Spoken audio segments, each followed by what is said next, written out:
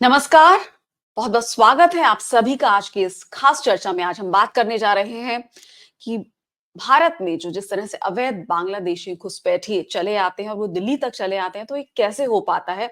और क्या इन्हें रोका नहीं जा सकता? क्या इन्हें आइडेंटिफ़ाई नहीं किया जा सकता? इस पर बातचीत करने के लिए बेहद खास मेहमान हमारे साथ मौजूद हैं। हमारे साथ मौजूद हैं एनएस जामवाल जी, बहुत-बहुत स्वागत है। आप एडीजी रह चुके हैं बॉर्डर सिक्योरिटी फोर्स में। आपके कई रिसर्च पेपर आए हैं इस विषय पर कि किस तरह से अवैध बांग्लादेशी घुसपैठिए जो है वो भारत में चले आते हैं या दिल्ली तक चले आते हैं और इसके तमाम ब्रॉडर पर्सपेक्टिव में आपने इसे समझाया है अपने रिसर्च पेपर्स के जरिए। लगातार आपके रिसर्च पेपर्स हमने पढ़े हैं और उनमें बहुत ही गहन जानकारी रही है कि अ, भारत और बांग्लादेश का जो बॉर्डर है 4096 किलोमीटर लंबा, इसमें किस तरह की तमाम चुनौतियां हैं। जो हमारी बीएसएफ के जवान हैं वो किस तरह की चुनौतियों से गुजरते हैं, बॉर्डर मैनेजमेंट कैसे किया जाता है, बॉर्डर सिक्योरिटी कितनी महत्वपूर्ण है उस इलाके में खास तौर पे, और टेरेन कैसा है, टोपोग्राफी कैसी है, कितना मुश्किल हो जाता है जो कि आइडेंटिफाई करना अवैध घुसपैठियों को, उनको कहाँ से मदद मिलती है, कैसे उनका आना इतना आसान हो जाता है कि वो दिल्ली तक पहुंच जाते हैं। दिल्ली में बड़ी संख्या में, लाखों की संख्या में कैसे अवैध बांग्लादेशी पहुंच सकते हैं और पहुंच जाते हैं। इन तमाम पहलुओं पर आज के इस कार्यक्रम में हम चर्चा करेंगे। एनएस जामवाल जी, आपका बहुत-बहुत स्वागत है इस चर्चा में। थैंक यू वेरी मच पूर्णिमा जी, आपका बहुत बहुत शुक्रिया, धन्यवाद। आपने हमें मौका दिया हमारे अपने विचार जो हैं वो शेयर करने के लिए, और मुझे उम्मीद है कि हम जो हमारा एक्सपीरियंस रहा है इंडो बांग्लादेश बॉर्डर से लेके उसके ऊपर हम लोगों के साथ में इसको शेयर कर पाएंगे और बता पाएंगे कि एक्चुअल प्रॉब्लम जो फील्ड में होती है बीएसएफ के ट्रूप्स को, बीएसएफ के ऑफिसर्स को, इन सब चुनौतियों को डील करने के लिए उसमें हम कैसे ऑपरेट करते हैं। तो सबसे पहले तो मैं ये कहना जी। चाहूँगा कि इंडिया बांग्लादेश का जो बॉर्डर है ये हमारे देखने वालों के लिए बहुत जरूरी है उसको थोड़ा सा समझना। हुँ, ये बॉर्डर जो है, हम लोगों की एक धारणा रहती है बॉर्डर को लेके कि शायद बॉर्डर के ऊपर पब्लिक कम है, रोड नेटवर्क्स कम हैं, बेसिक फैसिलिटीज अवेलेबल नहीं हैं। जहां तक इंडिया बांग्लादेश बॉर्डर का सवाल है, ये 4996 किलोमीटर लंबा बॉर्डर है जी। और भारत की 5 स्टेट्स इसको टच करती हैं। इन 5 स्टेट्स में 3500 किलोमीटर के करीब का जो बॉर्डर है वो आप ये कह लीजिए कि एक किस्म से very very dense populated border है। त्रिपुरा का बॉर्डर और मिजोरम के बॉर्डर को छोड़ के बाकी जितना बॉर्डर है इसमें बड़ी डेंस पॉपुलेशन है। और बांग्लादेश के करीब 31 डिस्ट्रिक्ट्स जो हैं वो इसको टच करते हैं, जिसमें 54 रिवर्स हैं जो इंडिया से बांग्लादेश क्रॉस करते हैं। इस 4096 किलोमीटर में 1100 किलोमीटर का बॉर्डर है रिवराइन बॉर्डर। जी। रिवराइन का मतलब है कि या तो रिवर जो है वो बाउंड्री है, या रिवर जो है वो एक मेजर पार्ट बनता है बॉर्डर का। हुँ, और दूसरा जो कॉम्प्लिकेटेड फैक्टर है वो टेरेन को जी। लेके है। डिफरेंट टाइप का जो टेरेन आप इमेजिन कर सकते हैं, प्लेन है, हुँ, जंगल्स हैं, रिवराइन है, हिली है, ये सारे के सारे वो डेंस जंगल्स।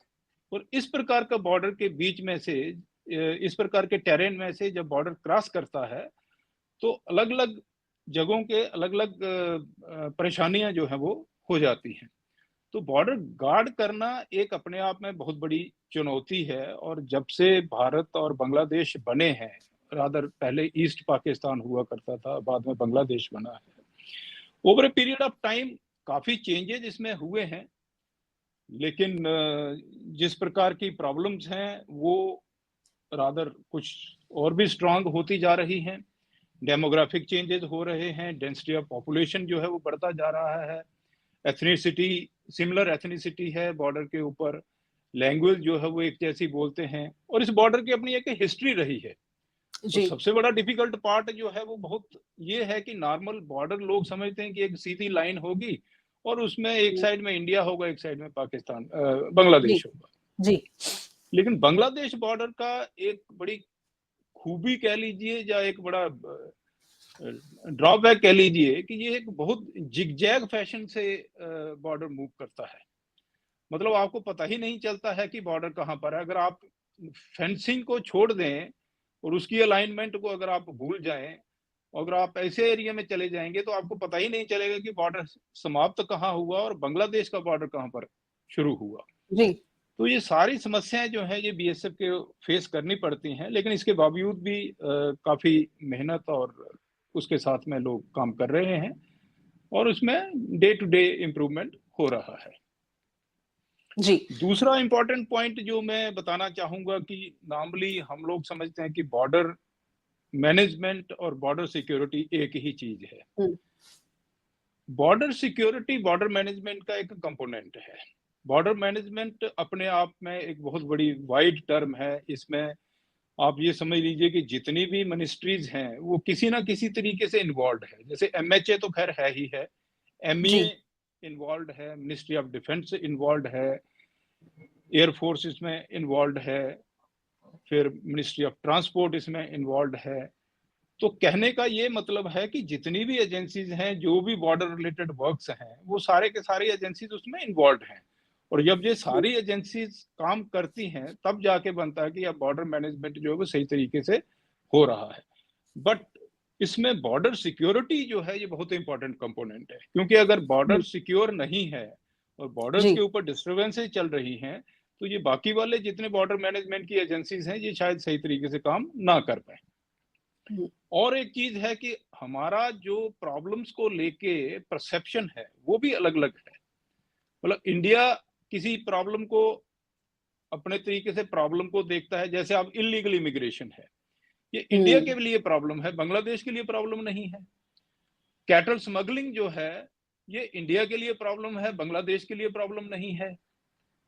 फेंसिडिल की स्मगलिंग जो है वो बांग्लादेश वाले कहते हैं जी बहुत इंडिया से हमारे यहाँ फेंसिडिल की स्मगलिंग हो रही है या ड्रग्स की स्मगलिंग हो रही है, या बॉर्डर के ऊपर जो फायरिंग होती है क्रिमिनल्स के साथ में।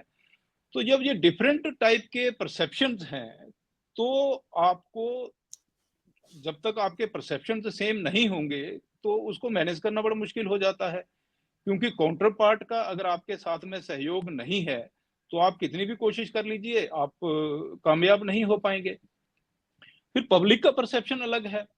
हम जिस चीज को क्राइम समझते हैं, फॉर एग्जांपल स्मगलिंग ही आप ले लीजिए, जी। लेकिन पब्लिक के लिए ये एक मीन्स ऑफ लाइवलीहुड है। तो वो तो हम्म। बीएसएफ को जो है वो एक किस्म से समझते हैं कि ये तो बीच में विलेन आ गए हमारे लाइवलीहुड को खत्म करने के लिए। और एक जमानों से मतलब समय के साथ साथ में क्या हो गया कि एक बहुत बड़ा इकोसिस्टम जो है वो क्रिएट हो गया।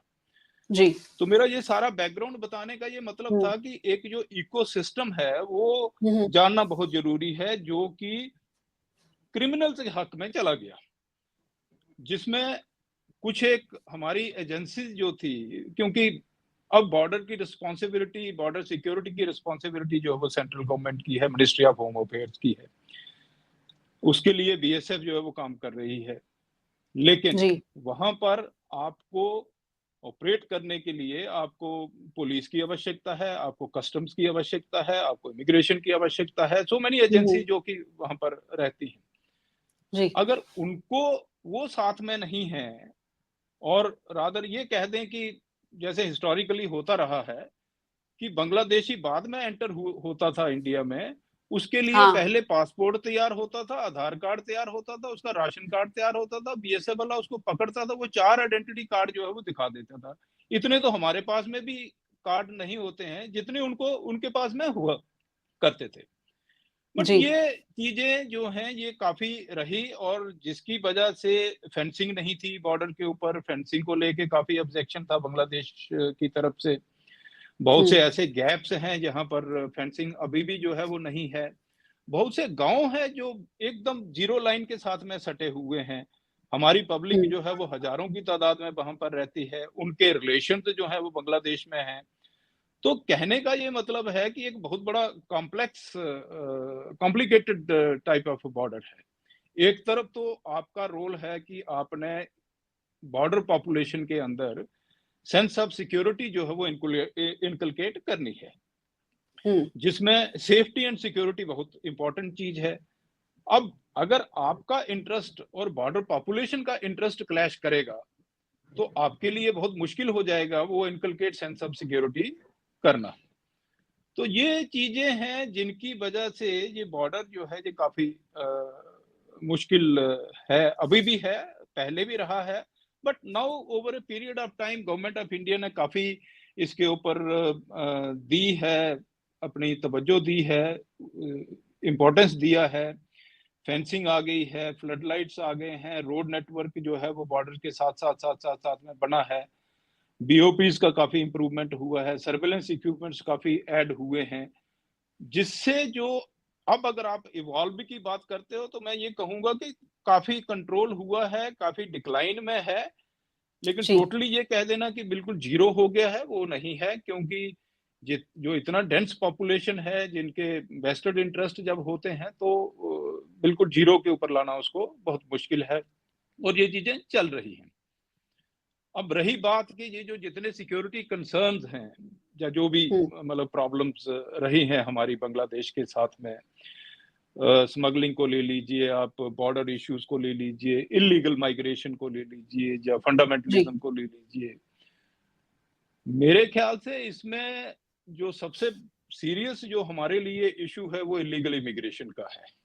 जी, बिल्कुल। और इलीगल इमिग्रेशन का इफेक्ट एक तो ये देखने को मिला कि बॉर्डर के साथ साथ में तो पूरा डेमोग्राफिक प्रोफाइल भी चेंज हो गया, डेंसिटी ऑफ पॉपुलेशन जो है वो काफी बढ़ गई है, और वो इमिग्रेंट्स जो है वो सिर्फ बॉर्डर तक ही कन्फाइन रहे हैं। वो जितने भी मेट्रोपॉलिटन सिटीज हैं, कलकत्ता ले लीजिए, दिल्ली ले लीजिए, मद्रास ले लीजिए, बेंगलोर ले लीजिए, मुंबई ले लीजिए, भोपाल ले लीजिए, कहीं पर भी आप चले जाएंगे कहीं ना कहीं वो पहुंचे हुए हैं, वहां तक पहुंच गए हैं।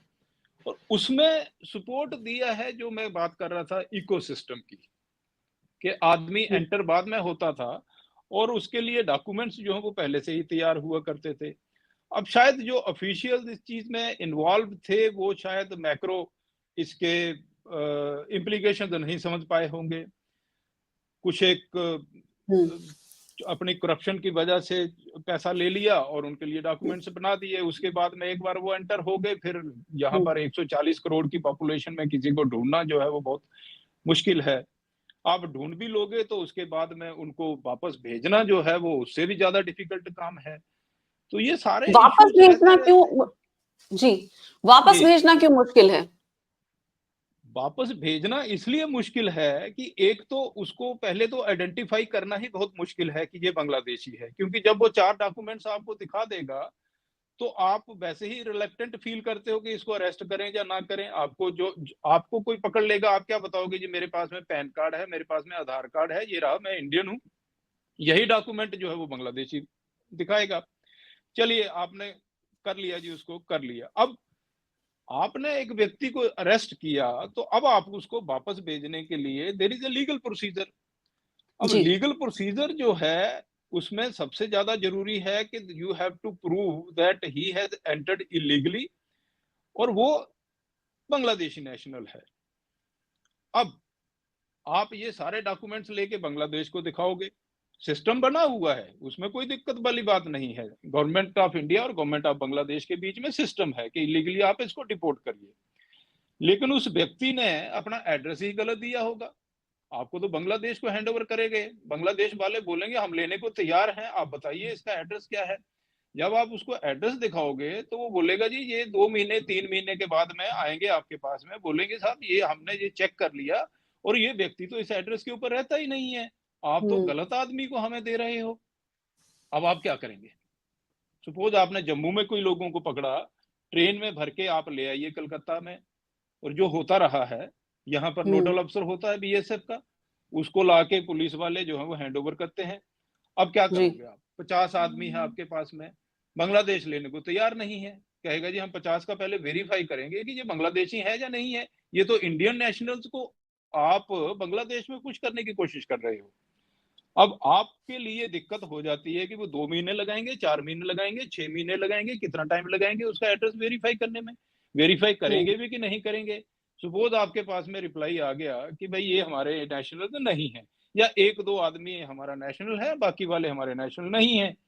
और ये इलीगल इमिग्रेंट्स इस चीज को जानते हैं, क्योंकि जो जी। टाउट्स हैं उन्होंने इनको ब्रीफ करके भेजा होता है, भैया अपना हम्म। एड्रेस मत बताना, सही वाला एड्रेस, ठीक है। तो जो हम्म। सही एड्रेस नहीं बताएगा, अब आप इधर पकड़ के बैठे हुए हो उनको, यहाँ रखने की आपके लिए प्रॉब्लम है, उनको खाना हम्म। खिलाने की प्रॉब्लम है, सारी दिक्कतें हैं। तो होता ये है कि फिर मतलब जानते हुए भी वो धीरे धीरे धीरे करके किसी ना किसी तरीके से वो मेल्ट हो जाते हैं, एक स्टैंड स्टिल सा आ जाता है। फिर ये समझ में नहीं आता कि इनको करें तो करें क्या, और भेजेंगे कैसे, भेजेंगे इनको। तो ये सारी दिक्कतें हैं जो कि इसके साथ में जुड़ी हुई हैं। इलीगल इमिग्रेशन एक अपने आप में बहुत बड़ा सब्जेक्ट है, इसके ऊपर कई प्रकार की स्टडीज हो रखी हैं, इंक्लूडिंग इवन मेरे ग्रुप ऑफ मिनिस्टर्स की रिपोर्ट है, जिसमें ये तक मेंशन है कि 1.5 करोड़ जो है वो हम्म। बांग्लादेशी इंडिया में रह रहे हैं इलीगल सर वो तो तरीके से। 2000 की है रिपोर्ट, हाँ, वो 1.5 2000 वाली। अब की तो है, तो हमको अब आप बताइए वो 20 मतलब साल 24 20 में आ गए 22 साल हम। पहले की रिपोर्ट है, और उसके 24। उसके बाद में तो ऐड ही हुए होंगे, कम तो नहीं हुए होंगे। हम्म। तो ये एक समस्या, बहुत बड़ी समस्या है। इसको कैसे डील करना है, इसके लिए तो एक काफी आपको मेहनत करनी पड़ेगी। सर जिस तरह दूसरे देशों में जुर्माना लगता है, अगर आपने इलीगल इमिग्रेंट को पकड़ लिया तो जुर्माना लगेगा। अब हमें, अगर हम इसकी कड़ियों को ढूंढे तो एजेंट को पकड़ना पड़ेगा जो इनके डिटेल्स बना रहे हैं, जो इनके आई कार्ड बना रहे हैं, जो इनको पैन कार्ड बना के दे रहे हैं आने से पहले ही, जो इनका पासपोर्ट बना रहे हैं। तो उन एजेंट को पकड़ने की जिम्मेदारी किसकी है? क्योंकि हमें तो जड़ पे जाना पड़ेगा।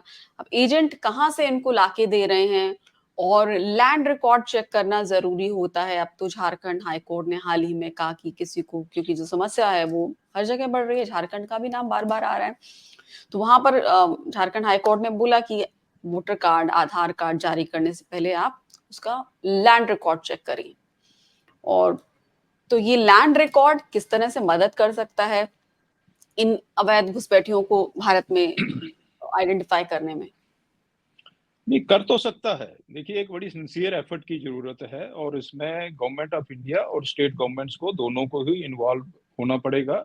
मतलब इसमें जो, अगर कोई समझता है कि ये हमारे वोटर्स हैं, तो वो देश की सुरक्षा के साथ में खिलवाड़ कर रहे हैं।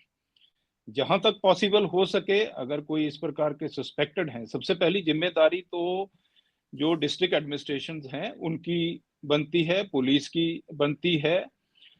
ये जब तक एक कोऑर्डिनेटेड एफर्ट नहीं होगा नेशनल लेवल के ऊपर, तब हम्म। तक इस समस्या को से डील नहीं कर सकते हैं। और दूसरा पार्ट होगा कि गवर्नमेंट ऑफ बांग्लादेश को कन्विंस करना कि भाई ये इतने लोग हैं यहाँ पर, आपके यहाँ पर बैठे हुए हैं, हम्म। और वो कन्विंस करना एक बहुत इंपॉर्टेंट चीज है। बांग्लादेश तो इस इतनी आसानी से इन चीजों के ऊपर कन्विंस होने वाला नहीं है, क्योंकि जो प्रोसेस है वो उनको भी, वो बोलेंगे जी आप फॉलो करिए।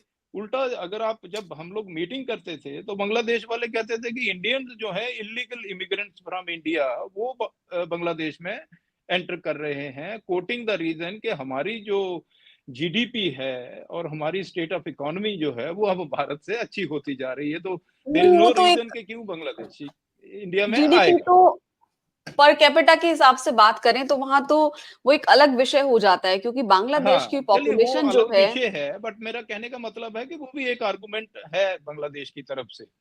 तो पर इतना कैपिटा आसान जीडीपी। नहीं होगा, इतना हाँ। आसान नहीं होगा इनको आइडेंटिफाई करना, इनको डिपोर्ट करना और बांग्लादेश को एक्सेप्ट करना। अब आप टाउट्स की सपोज आपने कर लिए, टाउट्स इंडियन साइड के टाउट्स तो आप कर लेंगे, लेकिन जो बांग्लादेश साइड के टाउट्स हैं वो तो बांग्लादेश गवर्नमेंट ही उनके ऊपर एक्शन ले सकती हम्म। है। हम्म। आपको यहाँ वाले टाउट्स कुछ मिलेंगे, कुछ नहीं मिलेंगे, कुछ गवर्नमेंट ऑफिशियल्स जो है वो इन्वॉल्व हुए होंगे, तो वो उनके अगेंस्ट में एक्शन लेना कोई इतना आसान नहीं है। मुझे याद है 2016-17 में हमने करीमगंज में 4 बांग्लादेशी पकड़े और उनके पास में पासपोर्ट थे, इंडियन पासपोर्ट्स। हम्म। अब ये इंडियन पासपोर्ट, आप बताइए, अगर कोई व्यक्ति बांग्लादेश का इंडियन पासपोर्ट जो है वो बना सकता है, तो वो तो कोई भी डॉक्यूमेंट बनवा सकता है। अब हो सकता है हम्म। सिस्टम थोड़ा सा हो गया होगा, उसके ऊपर कुछ लिए होंगे मेजर्स, लेकिन अभी भी ये एक जो कहते हैं ना नेशनल लेवल की जो विल है, हम्म। वो बहुत ज़रूरी है। वो बहुत ज़रूरी है और हमको सबको ही समझना पड़ेगा, इवन सिविल सोसाइटी को समझना पड़ेगा कि ये देश की सुरक्षा के साथ में एक बहुत बड़ा खतरा है और हम लोग जो किसी ने डोमेस्टिक हेल्प के तौर पर रखा हुआ है, किसी ने उसका कोई कार साफ कर रहा है, किसी ने रेहड़ी लगा रखी है, क्योंकि यहाँ काम करने में तो कोई दिक्कत नहीं है। कोई भी एक रेहड़ी हम्म। लगाइए, ₹1000 की खरीदिए, उसके ऊपर सब्ज़ी रखिए, सुबह से शाम तक आप बेचते रहिए। तो ये तो बड़ा आसान है यहाँ पर ये काम करना। कोई वेरीफ़ाई नहीं करता है, कोई पूछता नहीं है, घर में डोमेस्टिक हेल्प भी है, क्योंकि वो घर में काम कर रहा है, तो चाहे जितनी मर्ज़ी लोग बात करेंगे इल्लीगल माइग्रेशन की, लेकिन अपने डोमेस्टिक हेल्प को निकालने में वो तैयार नहीं होंगे। हम्म। तो जब नहीं, पब्लिक पढ़े में लिखे ही लोग बिना वेरिफिकेशन के बड़े शहरों में आसपास रख रहे हैं। पुलिस वेरिफिकेशन भी नहीं कराते और उनकी बंगाली जो भाषा है वो बिल्कुल अलग है। वो बंगाली कोलकाता से जो आ रहे हैं उनकी बंगाली बिल्कुल अलग होती है। ये जो भाषा बोलते हैं, जिन पर शक है कि वो अवैध बांग्लादेशी हो सकते हैं, उनकी भाषा एकदम अलग होती है। आपस में वो जो बातचीत कर रहे होते हैं एक दूसरे से, पति गाड़ी साफ कर रहा होता है, महिला घर में सफाई का काम कर रही होती है और अ, मतलब बड़ी संख्या में जितनी कॉलोनी में लोग रहते हैं उससे डबल संख्या में ये लोग आते हैं कॉलोनी के अंदर। तो अब अगर मतलब ये तो डिस्ट्रिक्ट एडमिनिस्ट्रेशन की भी जिम्मेदारी है ना कि वो देखे अचानक से ये इतनी आबादी बढ़ कैसे गई है इस इलाके में।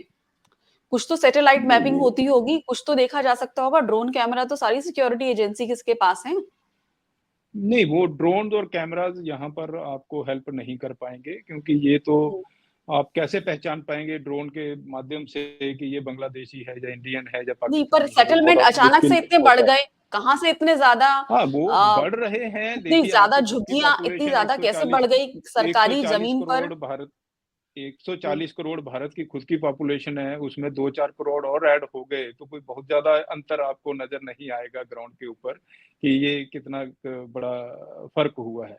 लेकिन एक एक एक सिंसियर एफर्ट की ज़रूरत है और ये एफर्ट जो है, ये इतना आसान नहीं है। इतना आसान नहीं है, क्योंकि आप जिसको भी पकड़ोगे उससे डॉक्यूमेंट ही तो पूछोगे ना। सबसे पहले भई आप कहाँ से आए हो? वो बोलेगा जी मैं तो कलकत्ता में रहता हूँ या झारखंड में रहता हूँ या बिहार में ज्यादातर रहता हमारे हूँ या यहाँ कहाँ पर भी है। हाँ, आने वाले जो बोलते हैं आसान हम मालदा से आए हैं, हम कूच हाँ, बिहार मालदा से से आए आए हैं। हैं, बिल्कुल आएँगे। अब तो मालदा क्या वो पूरा अपना का पूरा डॉक्यूमेंट शिफ्ट हो गया। अगर देखा जा सकता है ना कितने लोग मालदा से दिल्ली में और नोएडा में हैं, कितने हुँ, लोग लैंड रिकॉर्ड चेक किए जाएंगे तो इनकी असलियत सामने तो आएगी। मैं वही कह रहा हूँ कि आप एक सैंपल के तौर पर ये शुरुआत हो सकती है कि भई ये हम्म। 1000 लोग हैं जिनका ये हम आपको भेज रहे हैं, मालदा को भेजिए कि ये 1000 लोग हैं, इनका आप पूरा वेरिफ़िकेशन करके बताइए। मैं यकीन के साथ मैं कह सकता हूँ कि इसमें आपको रिप्लाई आते-आते ही ज़माना लग जाएगा, कि कितने लोग वेरीफ़ाई हो पाए हैं, कितने लोग नहीं हो पाए हैं। 4 से जब तक आप रिमाइंडर नहीं भेजोगे, तब तक ये रिप्लाई ही नहीं आएगा वहाँ से। और फिर वो स्टेट गवर्नमेंट अगर आपका कोऑपरेट नहीं करेगी, तो आप दिल्ली में बैठे-बैठे जितने मर्ज़ी रिमाइंडर देते रहिए, वहाँ से रिप्लाई ही नहीं आएगा। तो वो बात वहीं की वहीं रह जाएगी। इतनी देर में जिन लोगों को आपने ये करके रखा हुआ है, 4-6 महीने कहाँ रखोगे इनको आप? वो कहीं और मेल्ट होके चले जाएँगे, वो पंजाब पहुँच जाएँगे वहाँ से। उनके लिए तो डिस्पर्स होना बड़ा मुश्किल है। तो ये चीज़ें जो हैं, जब तक ये डॉक्यूमेंट्स इतनी आसानी के साथ में बन रहे हैं, हम्म। इसका तो मतलब ऐसा नहीं है कि इवन देखिए बड़ी-बड़ी कंट्रीज़ अमेरिका जो है वो बेचारा जूझ रहा है, मेक्सिको से कितने इल्लीगल इमिग्रेंट्स आ रहे हैं, कनाडा की तरफ से एंटर हो रहे हैं, वो भी इस चीज़ को नहीं। अच्छा उसके बाद में क्या होता लेकिन है कि जब मैक्सिको में ये आके वो सांप्रदायिक सांप्रदायिक माहौल खराब नहीं वो करते। ठीक है, वो वो सांप्रदायिक तो अलग मतलब बात वो होगी। मदरसे नहीं बनाते, वो मस्जिदें नहीं बनाते हाँ, बॉर्डर पर। वो वो अपने वो इलाकों में एक अवैध कब्जे नहीं करते होंगे शायद। वो वो माहौल वहां का देखिए जो है। अब अगर हमारे लोग जो हैं अपनी ज़मीन बेचने को तैयार हैं क्योंकि उनको ज़्यादा रेट मिलता है, तो फिर आप क्या करेंगे? किसी भी नहीं, ज झारखंड से जो आपको खबरें आ रही हैं वो तो ये कह रहे हैं कि वहां तो लड़कियों से शादी कर रहे हैं बांग्लादेशी आकर और जी। फिर वहां पर उनकी जमीनों पे एक तरह से उनको मिल रहा है कब्जा। तो ये तो सरकारी जमीन है, अवैध कब्जे जब कर रहे हैं। मतलब तो खरीदने की तो इनकी ताकत होती नहीं है, तो झुग्गियां सबसे बसाते हैं और झुग्गियां भी फॉरेस्ट एरिया के पास होती हैं या फिर सरकारी जमीन पर होती हैं। नहीं, सबसे पहले तो ये जरूरी है कि जितने ये सस्पेक्टेड हैं इनका बायोमेट्रिक्स करके और इनको एक शक के घेरे में रख के इनका तो पूरा हम्म, वेरिफिकेशन करवा लिया जाए। ठीक है। हम्म, अब ये कल को अगर सपोज वहां से भाग भी जाते हैं और इनका अगर बायोमेट्रिक्स रिकॉर्ड है आपके पास में, तो ये कहीं पर भी हाँ, होंगे, वहां पर इनको डिटेक्ट करना और फिर फर्दर इनको अप्रीहेंड करना जो है वो इजी हो जाएगा। जी, लेकिन ये मेरा कहने का मतलब है कि सबसे पहले अगर हम ये ही ना समझें कि हमारे पास में प्रॉब्लम है, तो उसका तो हाँ, नेक्स्ट स्टेप ही नहीं हो सकता है। तो हम्म, स्टेट गवर्नमेंट को और डिस्ट्रिक्ट एडमिनिस्ट्रेशन को उनको ये समझना पड़ेगा कि ये प्रॉब्लम है। ये तो ऐसा हो गया ना कि अगर आपको हेड आप बोलो हमें हेडेक ही नहीं है, तो आपको कौन दवाई देगा? तो ये तो हम्म, किसी ना किसी को तो आइडेंटिफाई करना पड़ेगा कि ये प्रॉब्लम है। अब ये एकेडमिक्स जब तक इसको बोलते रहेंगे कि ये प्रॉब्लम है, ये प्रॉब्लम है, ये प्रॉब्लम है, स्टेट बिल्कुल, गवर्नमेंट के ऊपर कोई असर नहीं होगा इसका। ठीक है? हम्म, जब तक वो वहाँ पर वो किसी न किसी तरीके से किसी पॉलिटिकल पार्टी को वो हेल्प कर रहे होंगे, वो उनका वोट हम्म, बैंक है। और अगर वही पॉलिटिकल पार्टी पावर में है, तो आप कुछ भी नहीं कर सकते। आप जो मर्जी कर लीजिए, जहाँ दिल्ली से बैठे हुए चिल्लाते रहिए, आप कुछ नहीं कर पाएँगे वहाँ पर, वो आपको सपोर्ट ही नहीं करेंगे, क्योंकि आपको सपोर्ट के लिए स्टेट एडमिनिस्ट्रेशन की ज़रूरत है। तो जी, ये एक आप कह सकते हो कि हमारे फेडरल सिस्टम का एक कुछ ग्रे एरिया है, जी, जिसको एड्रेस करना ज़रूरी है। जब तक आप इसको नेशनल सिक्योरिटी के साथ में जो हम्म, जोड़ के नहीं देखेंगे, हम्म, तब तक ये प्रॉब्लम एड्रेस नहीं होगी। अगर ये वोट बैंक की राजनीति चलती रहेगी कि भाई ये हमारा वोट्स हैं, और हम्म, उसके बाद में कई बार आ जाता है जी, देखिए 100 लोगों का वेरी, फिर आपके एनजीओ भी एक्टिव हो जाते हैं। बहुत से एनजीओ हैं जो एकदम खड़े हो हम्म। जाएंगे, आपके हाथ ही बांध देंगे, आपके तो अगेंस्ट में उनको कोर्ट केस फंडिंग हो कहाँ से जाएगा। होती है ऐसे एनजीओज़ को जो इनको सपोर्ट करते हैं? उसको भी अब देखना ये चाहिए जो देखिए, ये तो अब एक बहुत बड़ा विषय है। इसको ये बहुत बड़ा जी, विषय है, इसके ऊपर आप कभी और डिटेल में कभी बात करेंगे तो शायद कुछ चीजें समझ में आएंगी। जो लोग फंडिंग को देखते हैं या जो इनको ट्रैक करते हैं, वो आपको बता पाएंगे कि जी, कैसे कैसे ये चल रहा है। लेकिन मेरा कहने का मतलब है कि ये कुछ एक ऑब्स्टेकल्स हैं जो हुँ, कि मतलब सिंसियरली अगर कोई काम करना भी चाहे, उसके लिए इतना हुँ, आसान नहीं रह गया है ये इनको वो करने का। जी। तो तमाम तरह की समस्याएँ हैं, तो यहाँ अब शायद वोटर आईडी कार्ड कहाँ से इश्यू हो रहा है और आधार कार्ड कैसे बन रहा है इनका या इनको पासपोर्ट कैसे इश्यू हो रहा है, उन सब की और वो टाउट्स की तह तक जाने की ज़रूरत है। यस। नहीं, बिल्कुल वो बहुत ज़रूरी है, क्योंकि बगैर डॉक्यूमेंट्स के कोई भी इल्लीगल इमिग्रेंट जो है वो सर्वाइव नहीं कर सकता। हमको जी। उस चीज़ के ऊपर ही स्ट्राइक करना पड़ेगा और इतना मुश्किल बना देना पड़ेगा। हुँ, और दूसरा, जो ऑफिशियल्स इस चीज़ में इन्वॉल्व होते हैं, उनके हुँ, अगेंस्ट में भी एक्शन होना चाहिए। वो हम कभी नहीं जी। लेते हैं। आज तक मुझे हुँ, याद नहीं है कि किसी के अगेंस्ट में कोई एक्शन हुआ हो कि इसने गलत डॉक्यूमेंट बना के किसी को दे दिया, और वो क्योंकि हाँ, वो अब फॉर व्हाटएवर रीजन, लेकिन उनके हुँ, अगेंस्ट में एक्शन नहीं होता है। तो बॉर्डर के ऊपर तो एक सिपाही अगर पकड़ा जाता है, उसकी फेंस अगर काट दी जाती है, तो उसके अगेंस्ट में हाँ, स्ट्रिक्ट एक्शन होता है। उसको क्वार्टर गार्ड दी जाती है, वो बेचारा जो है उसकी नौकरी खराब हो जाती है। लेकिन यहाँ पर सिस्टम है जो कि इलीगल इमिग्रेंट्स को अगर सपोर्ट कर रहा है, और हम उनके अगेंस्ट में कोई एक्शन ना लें, तो ये तो बहुत बड़ी एक गंभीर समस्या है। पहले हम अपने सिस्टम को ठीक करें, हम अपने सिस्टम को ठीक करें, अपने आप ये इलीगल इमिग्रेशन जो है वो खत्म हो जाएगा। और दूसरा, अभी क्या हो गया है कि क्योंकि हुँ, ये पहले तो ठीक है, बॉर्डर के थ्रू जो है वो क्रॉस करते रहे होंगे, क्योंकि हुँ, फेंसिंग नहीं थी, वाइड गैप्स थे, हमारी फोर्स की स्ट्रेंथ भी जो है वो कम थी, बीओपी से बीओपी तक का बहुत बड़ा गैप हुआ करता था। लेकिन अब क्या है कि आपकी ट्रेन आ रही है बांग्लादेश से इंडिया में, इंडिया से बांग्लादेश, मैत्री एक्सप्रेस के हुँ, नाम से बसें आ रही हैं, लोग जो हैं वो ट्रीटमेंट के नाम से आ रहे हैं। जो मेरी जो इंफॉर्मेशन है, 88% Bangladeshi by road by land जो है वो इंडिया में एंटर करते हैं, 12% बाई एयर आते हैं। फॉर वट जी। एवर रीजन, कोई बिजनेस के लिए आ रहा है, कोई ट्रीटमेंट करने के लिए आ रहा है, पढ़ने के लिए आ रहा है, हुँ, कुछ ना कुछ रीजन तो उसको देना पड़ेगा, तभी उसको वीजा हुँ, मिलेगा। लेकिन कितने लोग वापस जा रहे हैं, ये जी। एक अपने आप में स्टडी करने का विषय है कि अगर 15 से 10 16 लाख लाख लोग को आए। अगर वीज़ा दिए जा रहे हैं साल में, सालाना, अब आप बताइए कि एक सिस्टम बना हुआ है जो कि दो देशों के बीच में सिस्टम है, उसी सिस्टम में का लोग फायदा अगर उठा के ओवरस्टे कर रहे हैं या वापस ही नहीं जा रहे हैं, क्योंकि यहाँ आने के बाद में अगर उनको दूसरा डॉक्यूमेंट मिल जाता है, तो फिर उनको वो अपना पासपोर्ट फाड़-फूड़ के फेंक दो और यहाँ का इंडियन जो है वो डॉक्यूमेंट्स ले लीजिए और फिर एक नॉर्मल इंडियन की तरह रहना शुरू कर दीजिए। हम्म। तो कहीं न कहीं ये चीज़ें की एक बहुत डिटेल में स्टडी की आवश्यकता है और इसको एड्रेस करने की आवश्यकता है। हम काफ़ी देर से इसको स्टडी कर रहे हैं। मेरे ख़्याल से 1971 से उससे पहले से ही चल रहा है। इल्लीगल इमिग्रेशन कोई नई चीज़ नहीं है। जी, जब से 47 से इंडो-पाकिस्तान बना है, उससे पहले की रादर कह सकते हैं आप 1905 में जब पार्टीशन हुआ था। अब आप इतनी हिस्ट्री में जाने लगेंगे तो बहुत से कारण जो हैं वो समझ में आ जाएँगे। लेकिन कहीं न कहीं ये जो अभी एटलीस्ट जो हम अब हमारी टेक्नोलॉजी काफ़ी हमें हेल्प कर रही है, हमारे बॉर्डर सिक्योरिटी सिस्टम्स काफ़ी स्ट्रॉन्ग हो गए हैं, बॉर्डर कंट्रोल्स काफ़ी स्ट्रॉन्ग हो गए हैं। इनको अगर हम करें कि इनमें क्या लूप होल्स हैं, इसका कैसे फ़ायदा उठा रहे हैं, उसको और स्ट्रेंथन करने की आवश्यकता है तो वो करें। और कहीं न कहीं ये बांग्लादेश को भी एक मैसेज देना पड़ेगा, भई आप डिनाई नहीं कर सकते। अब वो लीगल सिस्टम जो हमारे बीच दोनों के बीच में है, उसी के हिसाब से वो लोग कर रहे हैं। तो कहीं न कहीं ये लूप होल्स हैं जिसका फ़ायदा उठा रहे हैं और लोग अभी भी आ रहे हैं। सर, यहाँ पे मैं चाहूँगी कि मतलब हाँ, ये तो लीगल एस्पेक्ट है हालाँकि, लेकिन इस पर चर्चा ज़रूर की जा सकती है कि भारत में अगर कोई अवैध घुसपैठिया आता है, तो उस पर पेनल्टी नहीं लगती है। उसे में जेल में डाल हुँ, के उससे कुछ काम नहीं कराया जाता है। जैसे दूसरे देशों में होता है कि अगर पेनल्टी भी लगेगी, पैसा भी देना पड़ेगा और आपको काम भी करना पड़ेगा और आपको लोकल पॉपुलेशन से मिक्स भी नहीं होना है। हुँ, मतलब आप बोझ नहीं बनेंगे हमारी इकोनॉमी पर कि आप आ गए तो हम आपको बैठ के खिलाएँ और आप वहाँ डिटेंशन सेंटर में प्रोक्रिएट करें। हुँ।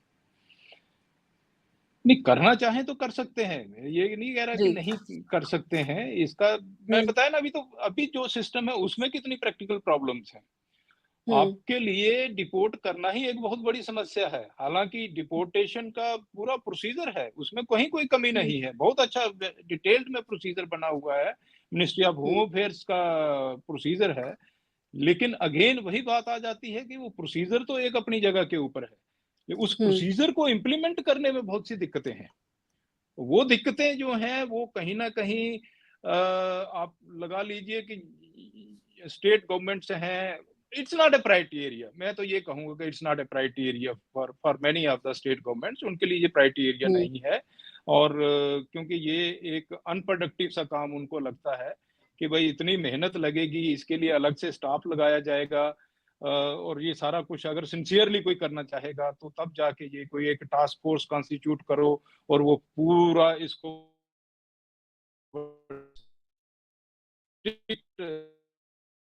दिक्कत वाली देखिए यहाँ पर नेशनल बिल होगा, वहाँ पर सब पॉसिबल है। स्टेट अगर ठान ले तो कहीं कोई दिक्कत वाली बात नहीं है और ये आप कई दूसरे मुद्दों में देखते भी हैं कि जहाँ पर भी जी, चीफ मिनिस्टर्स हैं वो स्ट्रांग हैं, दे मीन बिज़नेस, वहाँ पर जी। वो कर भी रहे हैं। लेकिन अगर ये हुँ। प्रायोरिटी एरिया नहीं है, तो ठीक है, ये वो सोचते हैं ये नेशनल प्रॉब्लम है और अगर देश सोचता है कि ये स्टेट की प्रॉब्लम है, तो फिर तो कुछ नहीं हो पाएगा, फिर तो बहुत ज़्यादा हमें प्रोग्रेस की आवश्यकता नहीं है। इसके बांग्लादेश इम्प्लीकेशंस की बहुत हो रहे हैं। जी, हाँ। हुँ।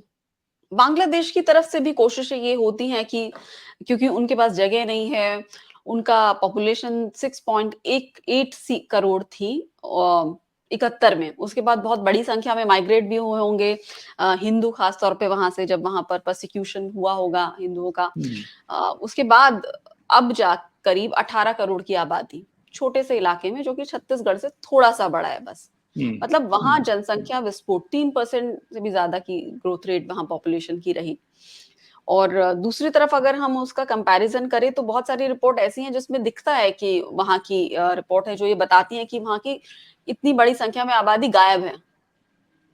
कुछ रिसर्च हुँ, पेपर ये ज़रूर बताते हैं। मैं 2004 के रिसर्च पेपर की बात कर रही हूँ जिसमें कि शरीफा बेगम की रिपोर्ट है Bangladesh institute for development studies Dhaka की कि किस तरह से करीब 3.5 million people disappeared from east बिल्कुल, पाकिस्तान बांग्लादेश तब ईस्ट पाकिस्तान था 1961 से 74 तक।